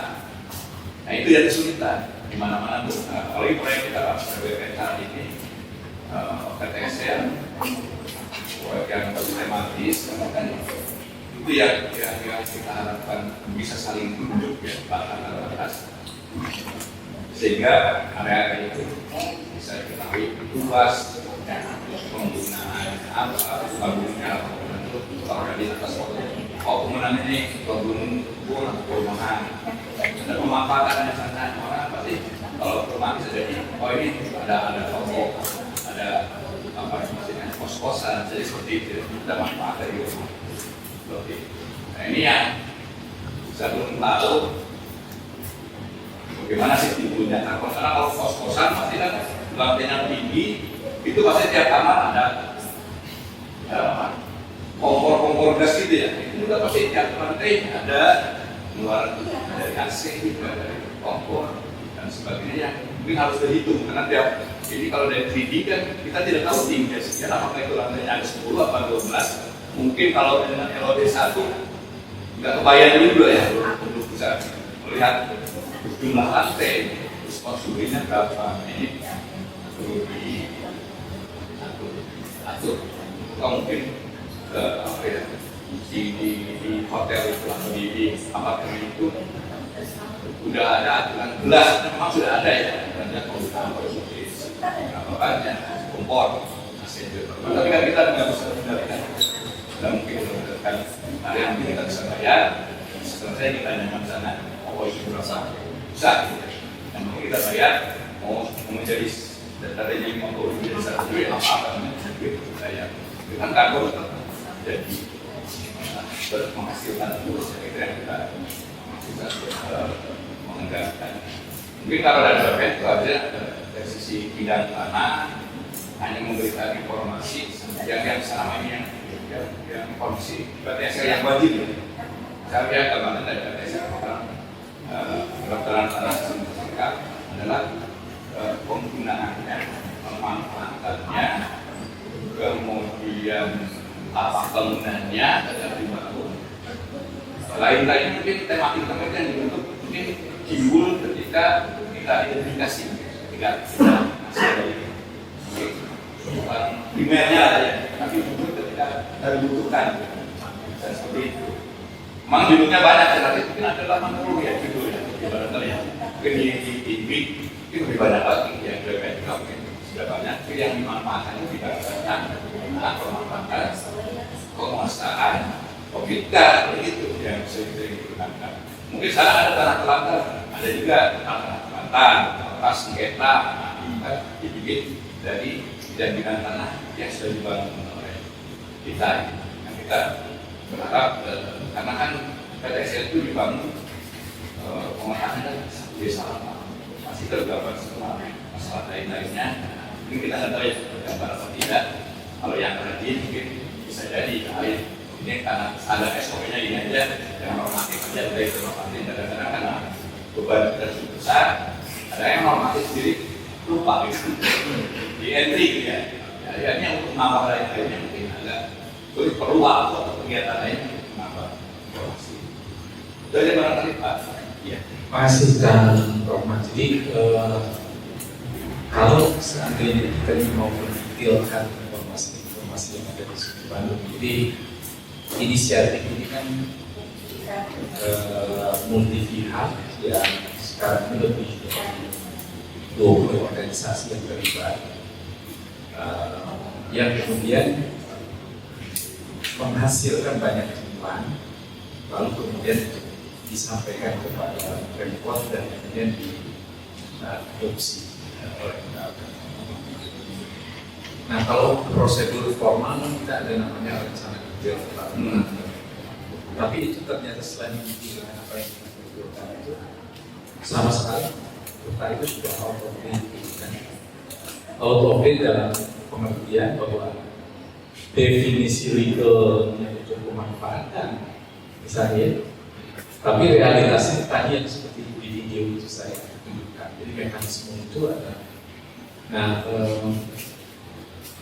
kalau seandainya kita punya detail tentang kawasan itu, proses adopsinya kepada misalnya kalau dimasukkan ke dalam planet apa itu kira-kira seperti apa Pak? Yang bisa kasih perspektif? Mungkin dari pertanyaan sudah hadir teman-teman dari PIG Pak. Oh iya, dari deputi ekonomi sistematik. ya. Kalau terkait Mohamed bisa ngasih pandangan. Iya, ya. Dari Kang Roman dulu, nanti saya minta ke BIG barangkali ya. Mungkin dari sisi peta itu ya,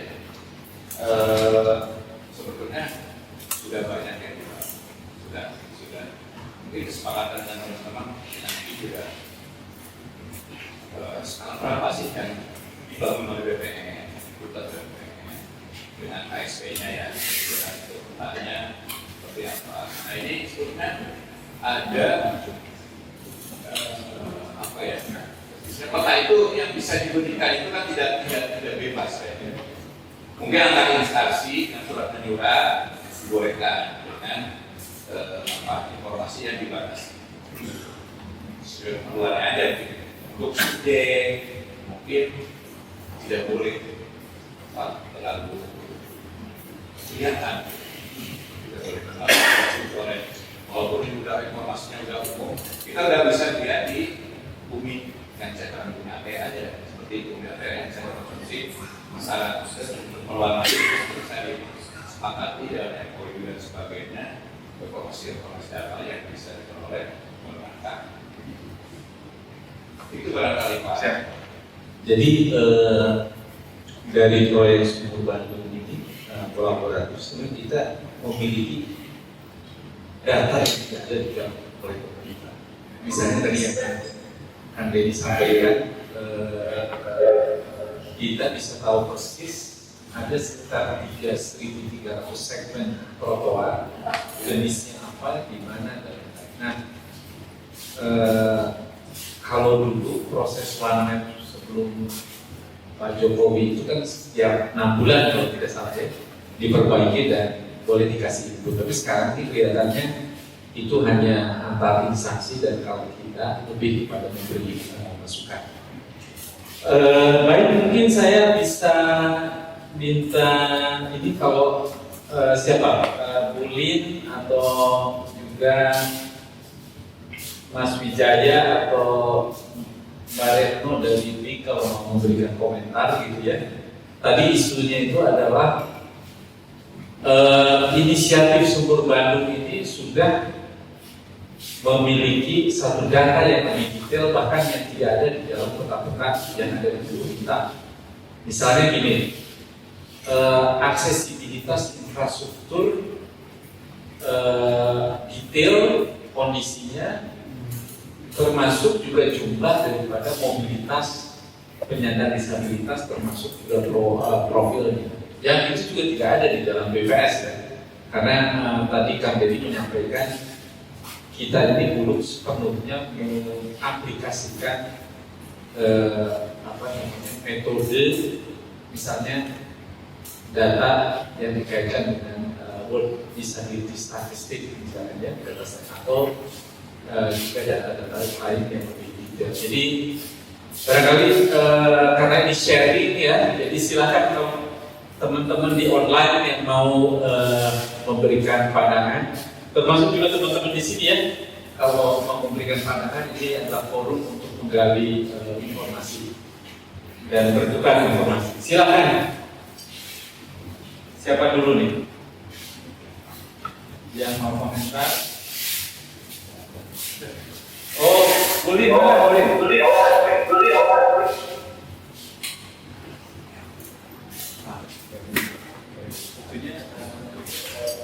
Ininya dari mana?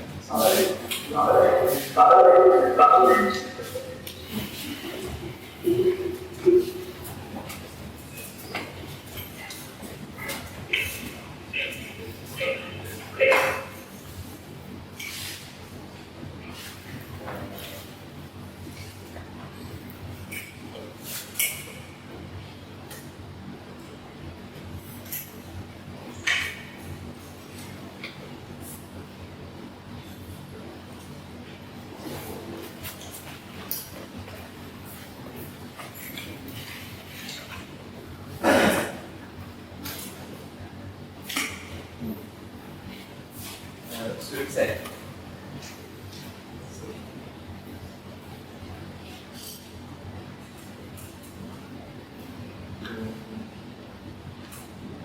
Lalu Budi bisa silakan kalau mau memberikan tanggapan untuk teman-teman dari Beijing.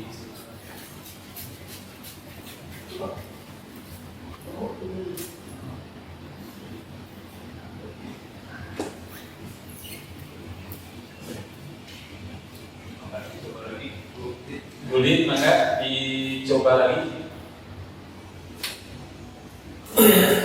Izin, suara saya terdengar. Siap, Mas Wijaya ya, Mas Wijaya. Oh ya, mohon maaf. Beliau sepertinya koneksinya terganggu. Nanti mulai langsung ya. Oh ya, via telepon saya.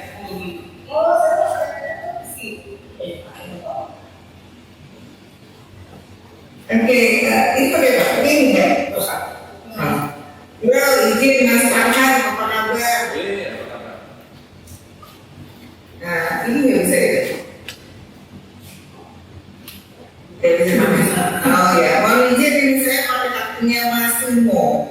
Komputer saya tidak terkoneksi dengan baik untuk suara. Apa kabar Mas Farhan? Mudah-mudahan ini sekarang proyek di DG.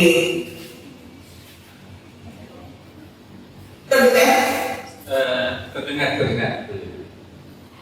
Oke, jadi ini Mas Budi ini kontak saya beberapa hari lalu, dan dengan apa yang tadi disampaikan dalam diskusi ini, tentunya kami sangat mengapresiasi sekali apa yang dilakukan oleh Mas Budi.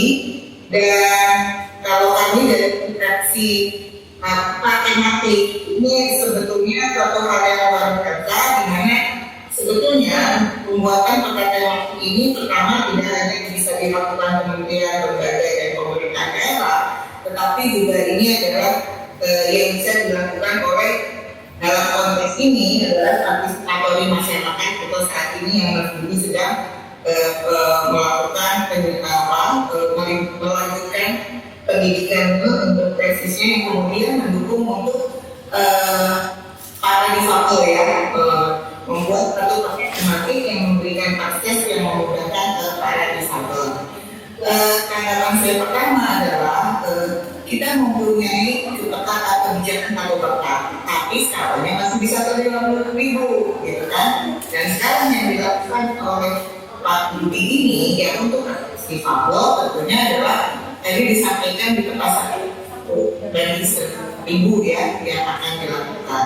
Nah, sejauh mana terkait dengan pemekaran tematik ini, pertama dalam hal nanti kebutuhan peta tematik yang mendukung peta akses difabel ini, tentunya ada peta-peta lain yang dihasilkan oleh kementerian lembaga atau misalnya infrastruktur jalan yang mungkin apakah sedang tergambar nanti di Kecamatan Mas Sumur Bandung. Nah, kedua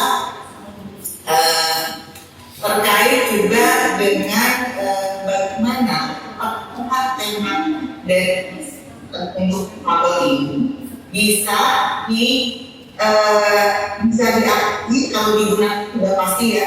Karena sekarang itu kan ada namanya Komisi 1 Data Indonesia nih Pak Budi, Pak Farhan, Bapak Ibu sekalian, di mana kalau ini masuk di dalam daerah ini bisa diidentifikasi sebagai peta yang sebetulnya dihasilkan oleh katakanlah ini di Bandung untuk Kecamatan Sumur Bandung yang nanti bisa diperluas gitu loh.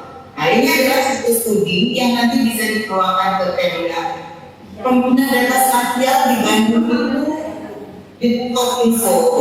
Nah ini adalah satu jalan saya, satu contoh untuk dikembangkan lebih lanjut di Bandung, diperluas. Oh ini nanti berhasil untuk wilayah Bandung, tentunya nanti kan bisa diperluas nih Mas Kadang untuk wilayah lain di Indonesia yang memudahkan atau membantu para difabel dalam memperoleh akses, memudahkan akses yang juga para difabel. Dan tentunya kalau misalnya para difabel itu memerlukan infrastruktur yang khusus, nah tentunya itu akan jadi masukan ke teman-teman PUPR yang menjadi wali data daripada pusat jalan gitu kan. Karena bagaimanapun pengungkapan mati ini kan sebetulnya sudah ada kewalidataannya ya di masing-masing kementerian lembaga. Tetapi dengan adanya kebutuhan khusus ini, tentunya kan kita bisa minta untuk bisa melengkapi peta-peta yang selama ini kementerian lembaga hasilkan. Dan contoh kalau ini kan infrastruktur jalan ya, nah bisa dibantu untuk melengkapi membantu kebutuhan khusus bagi para difabel.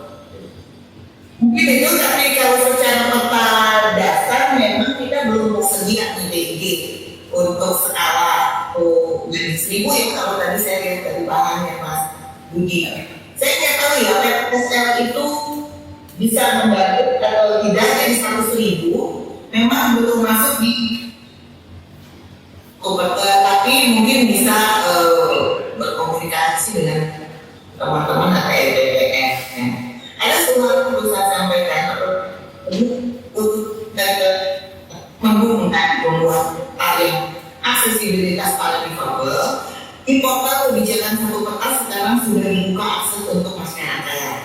Jadi kalau dulu hanya kementerian lembaga, sekarang masyarakat atau para akademisi, para peneliti itu juga sudah bisa mengakses. Nah, tinggal caranya selama sudah punya akses ke Inagio Portal, dia semakin on, maka bisa untuk ke portal kebijakan satu peta jika ada peta-peta problematik yang dibutuhkan untuk mendukung pemetaan ini. Mungkin itu dulu Mas Farhan. Nanti teman-teman masih mau di sini ada kemudian dan saya di sini yang bisa berikan tanggapan lebih lanjut. Terima kasih. Terima kasih. Saya selalu Mas. Boleh kalau seandainya kan kalau di Sumur Bandung ini tadi saya sampaikan perjalanan 2-3 tahun yang kita lakukan itu mengumpulkan bahkan peta-peta yang tidak ada di dalam peta yang ada baik yang ada di pemerintahan. Kita skalanya itu adalah skala detail. Dan eksperimen ini kan sama-sama bersama teman-teman yang ada di Bangda dan Bangda DKI dan juga di Pemkot gitu. Nah memang berikutnya itu kita sebenarnya mau memperluas ke 10 kota, di mana model kecamatan ini menjadi satu model bagaimana semua data itu diintegrasikan di dalam satu kawasan, lalu dari data itu kemudian katakanlah bisa digunakan untuk melakukan penataan dalam konteks perencanaan, jadi kayak urban engineering ya, bukan pada level misalnya perencanaan yang sangat makro. Jadi kalau tadi kan asumsinya kita mengakses data-data yang ada di pemerintah. Nah, andaikan kita ini punya data yang sudah lebih detail, diverifikasi, kemudian juga bisa diuji juga secara ilmiah itu kita masuk ke dalam one data itu seperti apa, Bu Lin, mekanisme yang ada? Oke, mungkin bisa begini Mas Farhan, Mas Budi, Bapak Ibu, teman-teman semua. Tugas BIG itu adalah pembina data spasial, gitu kan? Terhadap seluruh sektor ya.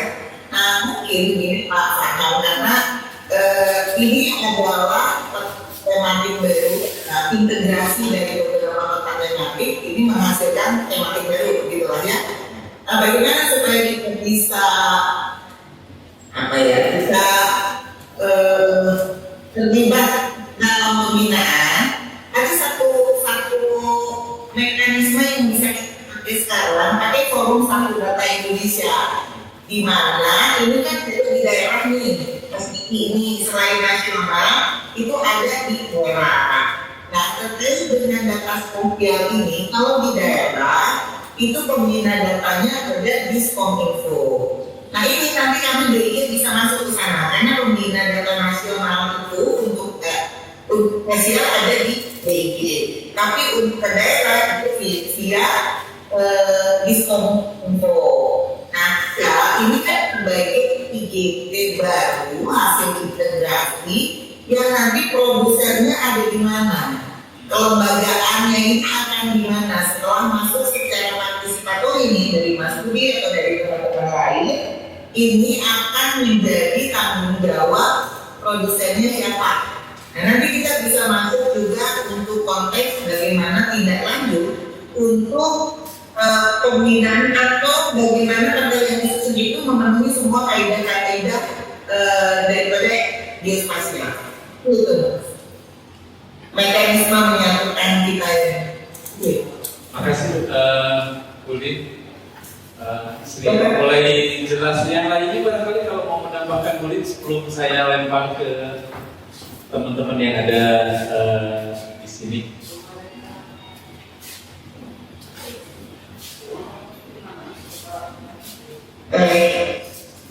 Kalau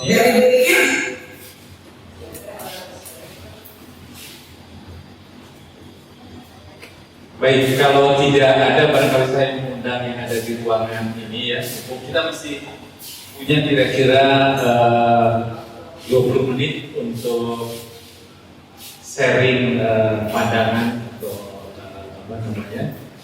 gagasan, karena ini sebetulnya kita inisiasi itu adalah mungkinkah data-data yang berbasis evidence ini bisa masuk kepada data-data yang sekarang. Jadi integrasi di level pemerintahan kota, bahkan data-data yang kami produksi lewat Dinas bersama GDC, TV dan Sri Institute itu sudah dipakai di dalam membuat konseptual desain beberapa fasilitas publik seperti misalnya museum atau kawasan permukiman.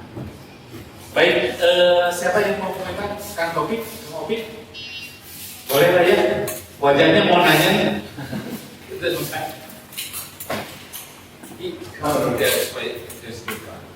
Baik. Biasa. Baik, terima kasih. Assalamualaikum warahmatullahi wabarakatuh. Perkenalkan, saya Taufik dari BIG Bandung International Center.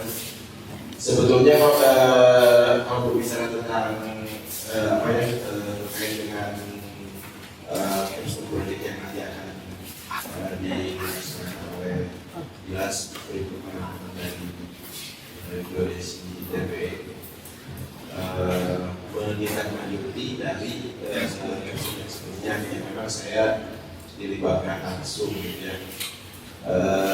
Saya sebetulnya ingin bertanya ini terkait dengan ini ya, kemarin hasil dari tadi sudah disampaikan bahwa hasil dari proyek sebelumnya yang memang teman-teman disabilitas itu dilibatkan langsung ke lapangan.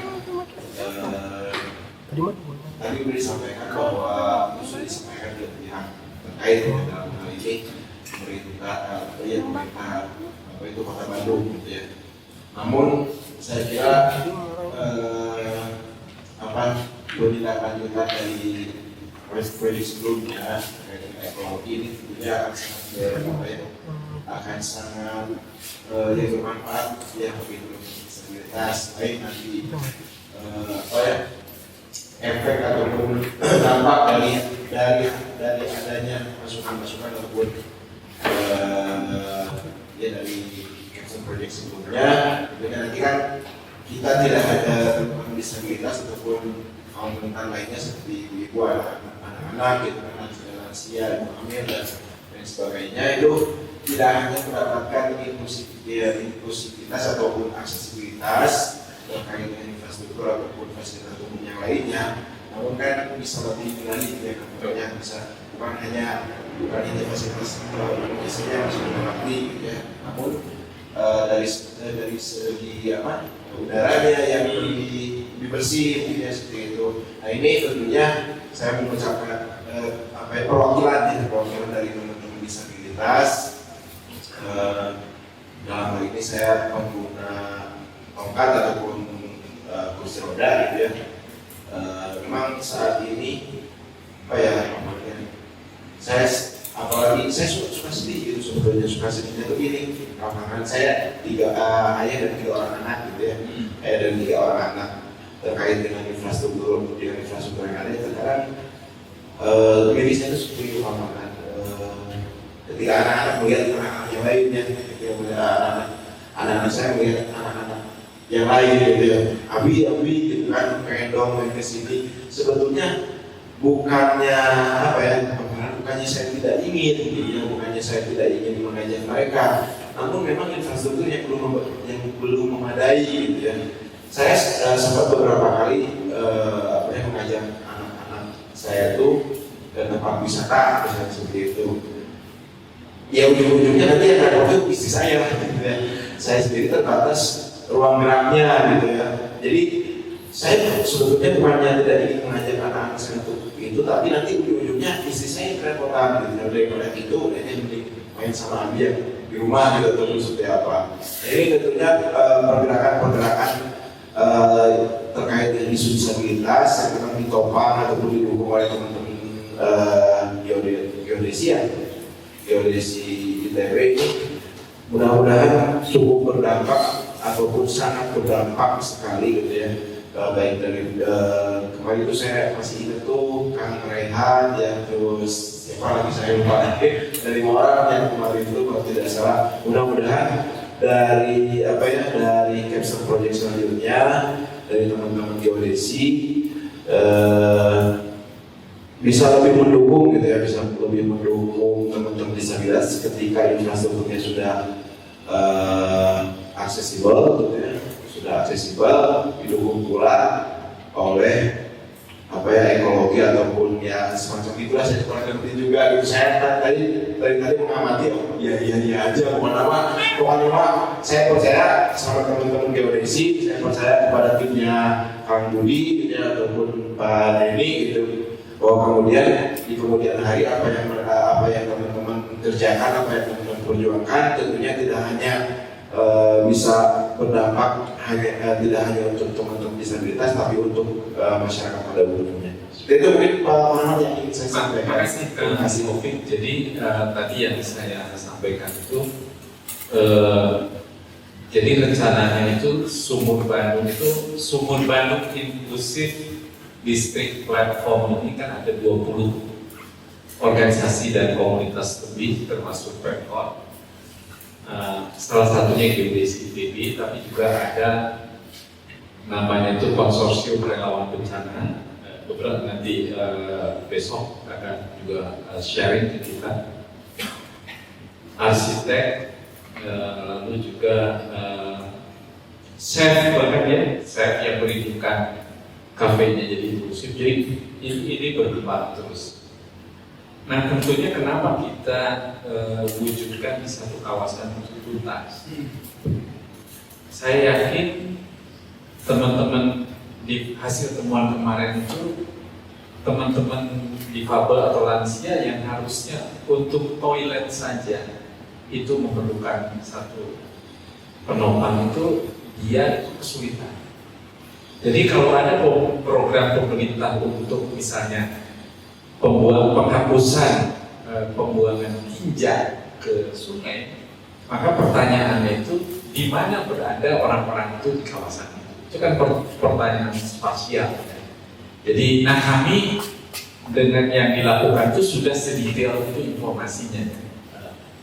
Nah jadi sekali lagi itu insya Allah kita akan berikan terus. Dan yang lebih penting itu adalah di kawasan contoh seperti Sumur Bandung itu, bagaimana kita menciptakan ruang yang membuat ramah bagi semua orang. Jadi misalnya sekarang ini kan motor-motor itu ojek, GoFood dan lain-lain itu masuk ke kawasan pemukiman karena banyak yang kos di kawasan itu. Nah misalnya perlukah ada kebijakan ganjil genap di gang misalnya gitu ya, karena hidupnya di jalan udah nggak ramai, tiba-tiba masuk. Jadi ada pertanyaan-pertanyaan yang mungkin tidak terbayangkan oleh bagaimana data itu dikumpulkan. Itu detail ya. Makasih masukannya. Ini kan apalagi saya tinggal kan di Kabupaten Bandung ya, di Kabupaten Bandung yang memang notabene boro-boro berpikir untuk aksesibel gitu ya di Kabupaten Bandung, kota Bandung aja yang kemarin saya diikuti bahkan oleh Dinas dan teman-teman geodesi masih seperti ini gitu kan. Makanya perlu proses percepatan mungkin lebih ini ya, percepatan agar memang Sumur Bandung itu menjadi salah satu percontohan yang memang berhasil, sehingga nanti akan diikuti oleh kecamatan lainnya. Di Bandung aja dulu lah, di Bandung aja dulu nanti di Bandung nanti kalau misalnya sudah ada beberapa, dimulai dari Sumur Bandung, nanti kemudian ada beberapa kecamatan lainnya, masa sih kabupaten, walaupun memang saya secara aktif masih kota Bandung, hanya saja saya biar lebih agak ini ternyata setelah ke Kabupaten Bandung, ketika ada aktivitas di Bandung, ya lumayan mengganggu juga dengan kondisi seperti ini, ya seperti itu. Ya, mudah-mudahan orang pilih senantiasa mendukung gitu ya, mendukung apa yang menjadi program ataupun proyek yang ada di seperti itu. Oke. Terima kasih Kang Opik. Dari sini mahasiswa siapa yang mau komentar? Arsitek yang tersesat ke New Desi gimana? Silakan kalau mau berbagi. Ya, assalamualaikum. Saya paling banyak dari saya melihat dari diri saya karena kalau dilihat dari tahun pendidikan lebih lama di Desi daripada di arsitek. Ya, jadi kalau saya sendiri ikut dari Mas. Nah, Mas Taufik, jangan yang disabilitas ya Pak. Saya pun yang memang tidak menggunakan alat bantu apapun, ketika di pedestrian, wah dulu susah tiba-tiba di daerah sekitar ini itu ya. Seringkali kalau hujan nggak sengaja nginjek satu tegel, tiba-tiba basah sekaki kan, tiba-tiba potong muncrat gitu. Dan yang lain saya juga dari arsitek sendiri, kalau fisik saya arsitek dipakai, memang sebenarnya dari awal punten ya ini mah melihat dari keberjalanan wali kota yang terdahulu yang memang memperbagus Bandung gitu kan, tamannya bagus, pedestrian bagus, tapi kenapa ya cuma berlangsung selama wali kota menjabat aja. Ya. Ya itu dosen saya sebenarnya.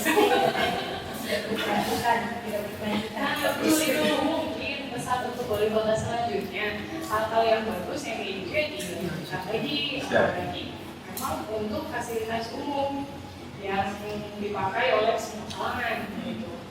Apalagi wali kota yang calon wali kota yang sebenarnya inklusif dan memang itu yang digadang-gadangkannya. Jadi semoga kedepannya lebih bagus. Minimal kalau untuk bangunan dulu gitu ya, itu aksesibilitas aja. Apalagi untuk tadi dari Mas Taufik juga taman-taman, saya lihat sebenarnya sudah bagus ya Pak aksesibilitasnya.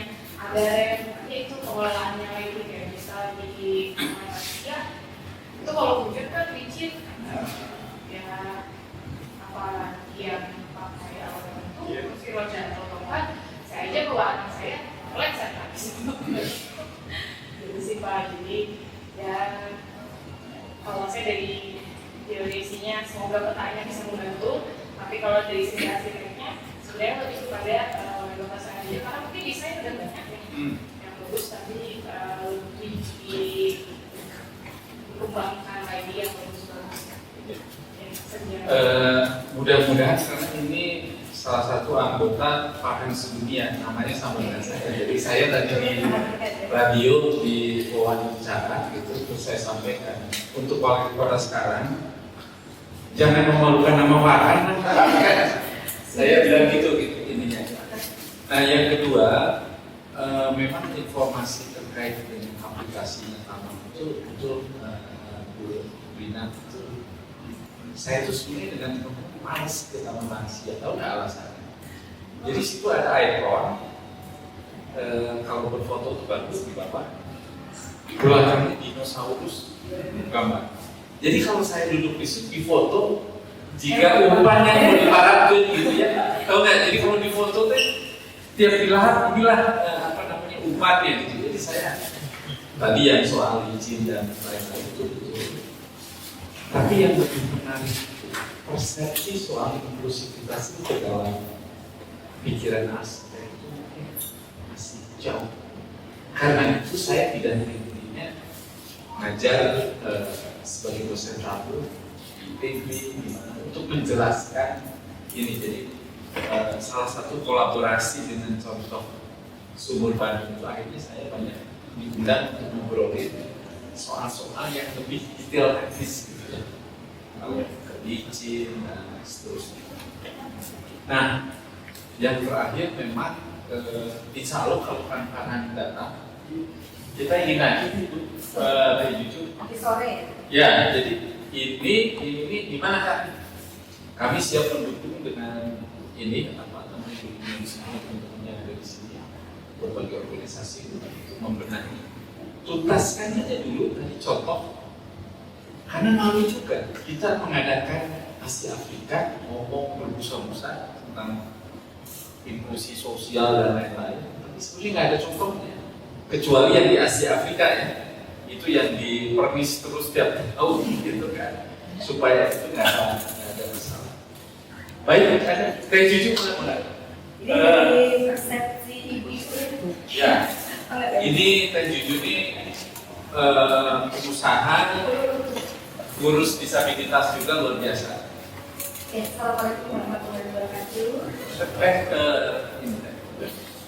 Terima kasih ketemu Pak Farhan juga teman-teman para narasumber. Kalau saya di perspektif dari saya dari sosial, saya berpikirkan desain kebijakan dari nasional juga tentang inklusivitas ini kurang mumpuni itu. Sebenarnya dari Kementerian Bappenas itu sudah bilang bahwa semua bangunan, semua lingkungan itu harus sudah inklusif. Ketika ya seorang arsitek atau siapa ahli yang berkaitan dengan bangunan atau fasilitas lainnya harus inklusif. Itu dan Bapak Menteri itu menyampaikan itu tahun 2015. Kebetulan Pak Wali Kota hadir disosialisasikan peraturan itu. Saya waktu itu wali kota kita Bapak RK nggak hadir, jadi kayaknya nggak nyampe. Nah, di balik itu Pak, saya berpikir desain kebijakan pusat itu untuk disabilitas dan lansia sebenarnya ada di setiap dinas ya. Tapi karena disabilitas dan lansia itu ada di bawah Dinsos atau Kemensos, jadi akhirnya leading sektornya itu Kemensos. Nah, Kemensos sendiri saya lihat kan suatu program itu akan dirapikan dengan standar pelayanan minimal ya. Ternyata Dinsos itu cuma punya standar pelayanan minimal itu untuk rehab aja Pak. Jadi standar SPM bidang sosial. Nah, kalau bicara inklusivitas, kita pengen juga disabilitas dan lansia diperhatikan.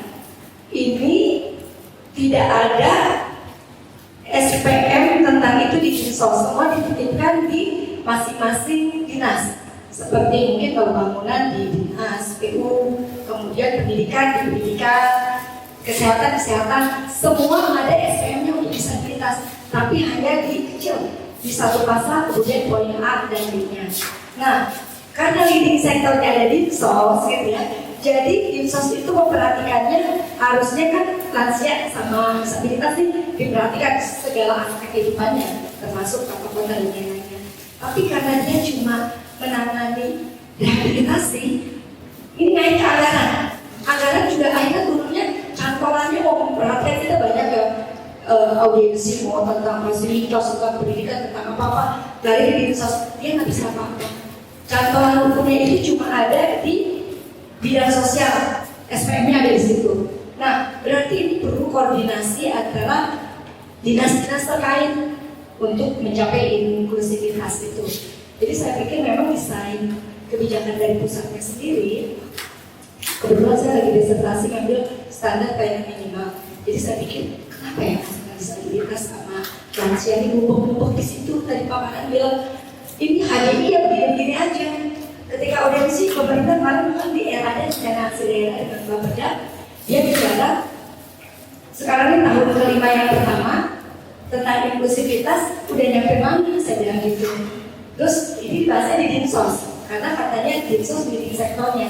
Saya tanya, kita lihat bagaimana bergerak harus ada anggaran. Ada nggak cantolan anggaran di situ?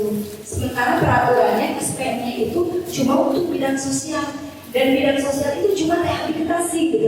Bagaimana Dinsos punya kemampuan untuk merangkul dinas-dinas lain yang juga punya kewajiban terhadap disabilitas dan lansia, nggak bisa gitu.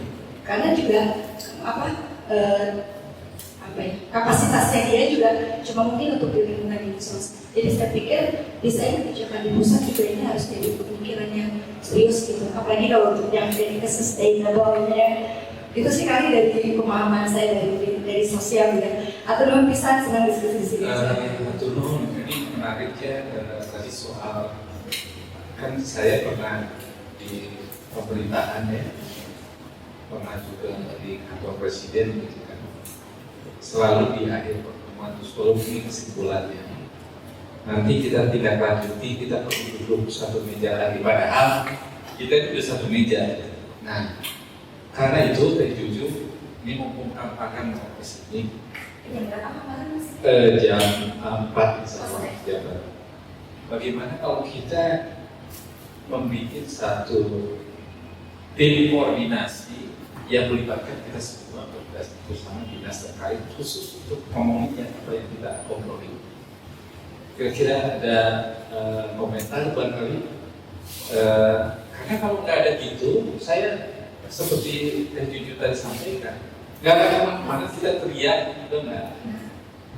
Bahkan mungkin termasuk di situ di DPRD itu ada kaukus tentang ngomongin ini supaya kita ini tidak apa istilahnya seringkali disebut di setiap sektor, tapi anggaran itu apa ciri-ciri tutung gitu ya. Jadi menjadi ada yang komentar atau apa kamu yang ini. Jadi pemetaan itu harus salah satu yang harus disampaikan ke Pak Wali Kota atau bahwa kalau tidak ada peta atau data yang otentik tentang disabilitas, misalnya anak-anak disabilitas tidak masuk di dalam data statistik BPS, kita buat kebijakan awang-awang. Karena di sini atau di difabel mental kan banyak sekali. Nah yang itu tidak ada di dalam statistik resmi. Baik, sekarang dari kelompok mana? Capstone yang baru atau adik-adik dari Telkom yang mau punya pikiran soal smart house gimana? Bisa cerita berbagi sedikit siapa? Aji, Mr. Bar, ini orang bule Bar atau siapa? Amin. Oke, assalamualaikum warahmatullahi wabarakatuh. saya ini dari tim Cast Design dari Telkom University. Memang kalau dari kami itu kita punya niatan, dan ini mungkin juga sebuah topik yang dari dosen kami itu tentang sebenarnya itu untuk membantu teman-teman yang mungkin disabilitas itu dapat hidup lebih mandiri di dalam rumah sendiri gitu. Jadi kami memang niatannya itu mau membuat, bukan niatan sih ya, kita mau mencari kayak alat atau apapun itu yang bisa membantu teman-teman di difabel itu dia bisa meng-cutting cost, apalagi kalau misal perlu kayak asisten rumah tangga kan, kalau misal dia terjatuh, dia melakukan hal yang A, B, C dan itu kayak misal ke kamar mandi, ke laptop, apalagi dari toilet dan sebagainya itu susah, dan mau membuat merancang sesuatu yang bisa membantu itu. Jadi ya biar bisa kami proses gitu. Terus habis itu di lain itu juga kita juga mau membantu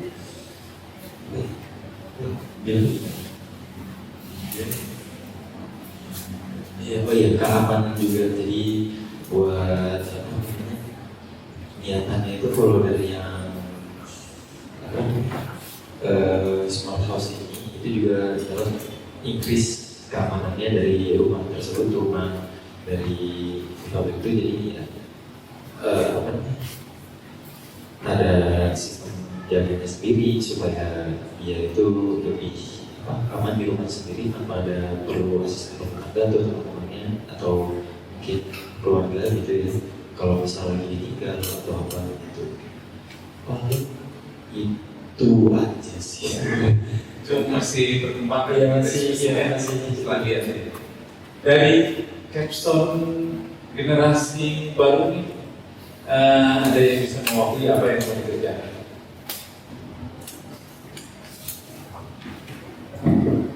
Selamat siang kepada Bapak Ibu dan teman-teman semua. Jadi kalau dari kami yang mahasiswa Capstone, sama seperti yang dari Pak Budi tadi ya, karena kita ini lebih ke arah perhitungan emisi karbon. Jadi sebenarnya kita tim itu awalnya sempat bingung juga Pak, gitu kayaknya waktu kita tahu tapi ini kok kita menjadi apa ya gitu. Jadi setelah saya tadi dengar apa yang dikatakan Pak Mahfud, jadi saya jadi ternyata masalah inklusivitas itu bukan hanya berkaitan dengan infrastruktur saja gitu, tapi juga masalah ekologi, masalah lingkungan juga. Setiap masyarakat gitu, setiap individu hak untuk mendapatkan atau tinggal di lingkungan yang nyaman gitu. Jadi kita juga berpikir bahwa salah satu isu yang saat ini sedang dibahas tentang iklim, tentang emisi itu juga merupakan salah satu isu yang bersinggungan juga dengan kita yang disabilitas gitu Pak. Jadi dari tim kita ini sebenarnya dari sisi geodesinya dan sosialnya kita ingin lebih memberikan informasi mungkin ya. Informasi dalam bentuk mungkin nanti dalam bentuk web atau dashboard gitu. Yang mungkin kalau informasi ini kan tidak bisa secara langsung diakses oleh yang disabilitas itu, tapi bisa dipergunakan oleh pemerintah mungkin untuk menetapkan kebijakan selanjutnya. Jadi dari kita geodesi lebih ke menyediakan informasi berapa sih emisi yang dihasilkan dari sumber Bandung ini gitu. Sumber-sumbernya dari mana, dan itu mungkin akan ke ranah tata kota, tata lingkungan, bahkan ke ranah infrastruktur juga.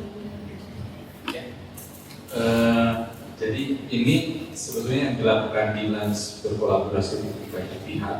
Nanti di hari ketiga juga kita bersama Jakarta Digital Service itu ingin membuat di setidaknya di Kota Bandung itu webnya bisa diakses oleh penyandang disabilitas dan lansia yang terbatasan. Jadi itu ada aspek teknis di belakangnya ya, ada kaitan sektor yang kita bahas lebih jauh dan bisa termasuk bisa bagaimana membaca peta orang-orang difabel atau mereka untuk memahami apa ini. Jadi bukan saja kita ngasih informasi, mereka juga harusnya terlibat di dalam keputusan. Baik, kalau tidak ada lagi komentar, ini sudah hampir 2,5 jam ya kita berdiskusi dan masukannya luar biasa. Juga teman-teman dari DIK ini kita akan follow up dalam rangkaian pertemuan selanjutnya ya. Ini hanya sekedar lontaran-lontaran kita mengumpulkan gagasan-gagasan dan sudah punya bayangan dan terkoneksi dengan misalnya BPN soal kadaster, lalu dengan BIK soal bagaimana kita bisa mengakses berdiskusi di dalam forum kegiatannya yang ada di Sekolah. Lalu juga bagaimana informasi itu terkait dengan alokasi anggaran yang kemudian tidak tercecer di mana-mana. Itu dari sisi kebijakan. Tetapi dari sisi praktisnya kita juga dalam 6 bulan ke depan selesai ya. Smart house itu kemungkinan ya. Jadi ini sudah ada contoh. Kalau mau menyalurkan rumah dari peta geodesi itu tahu letaknya di mana, bentuknya gimana, dari sisi emisi dan lain-lain. Baik, untuk itu kita beri applause untuk kita semua. Untuk dan saya minta ini ada sedikit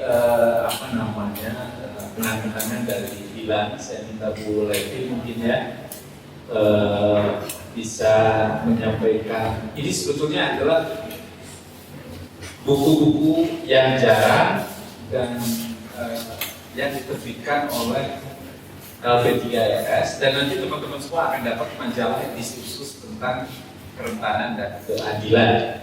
Jadi ini kita sampaikan ke siapa dulu? Pak Dedi. Foto dulu nih, foto. Sip.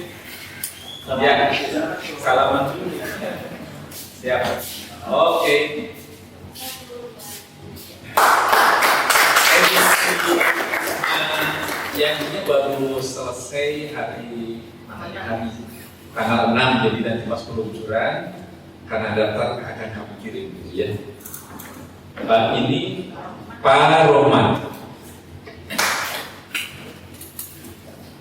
Siap.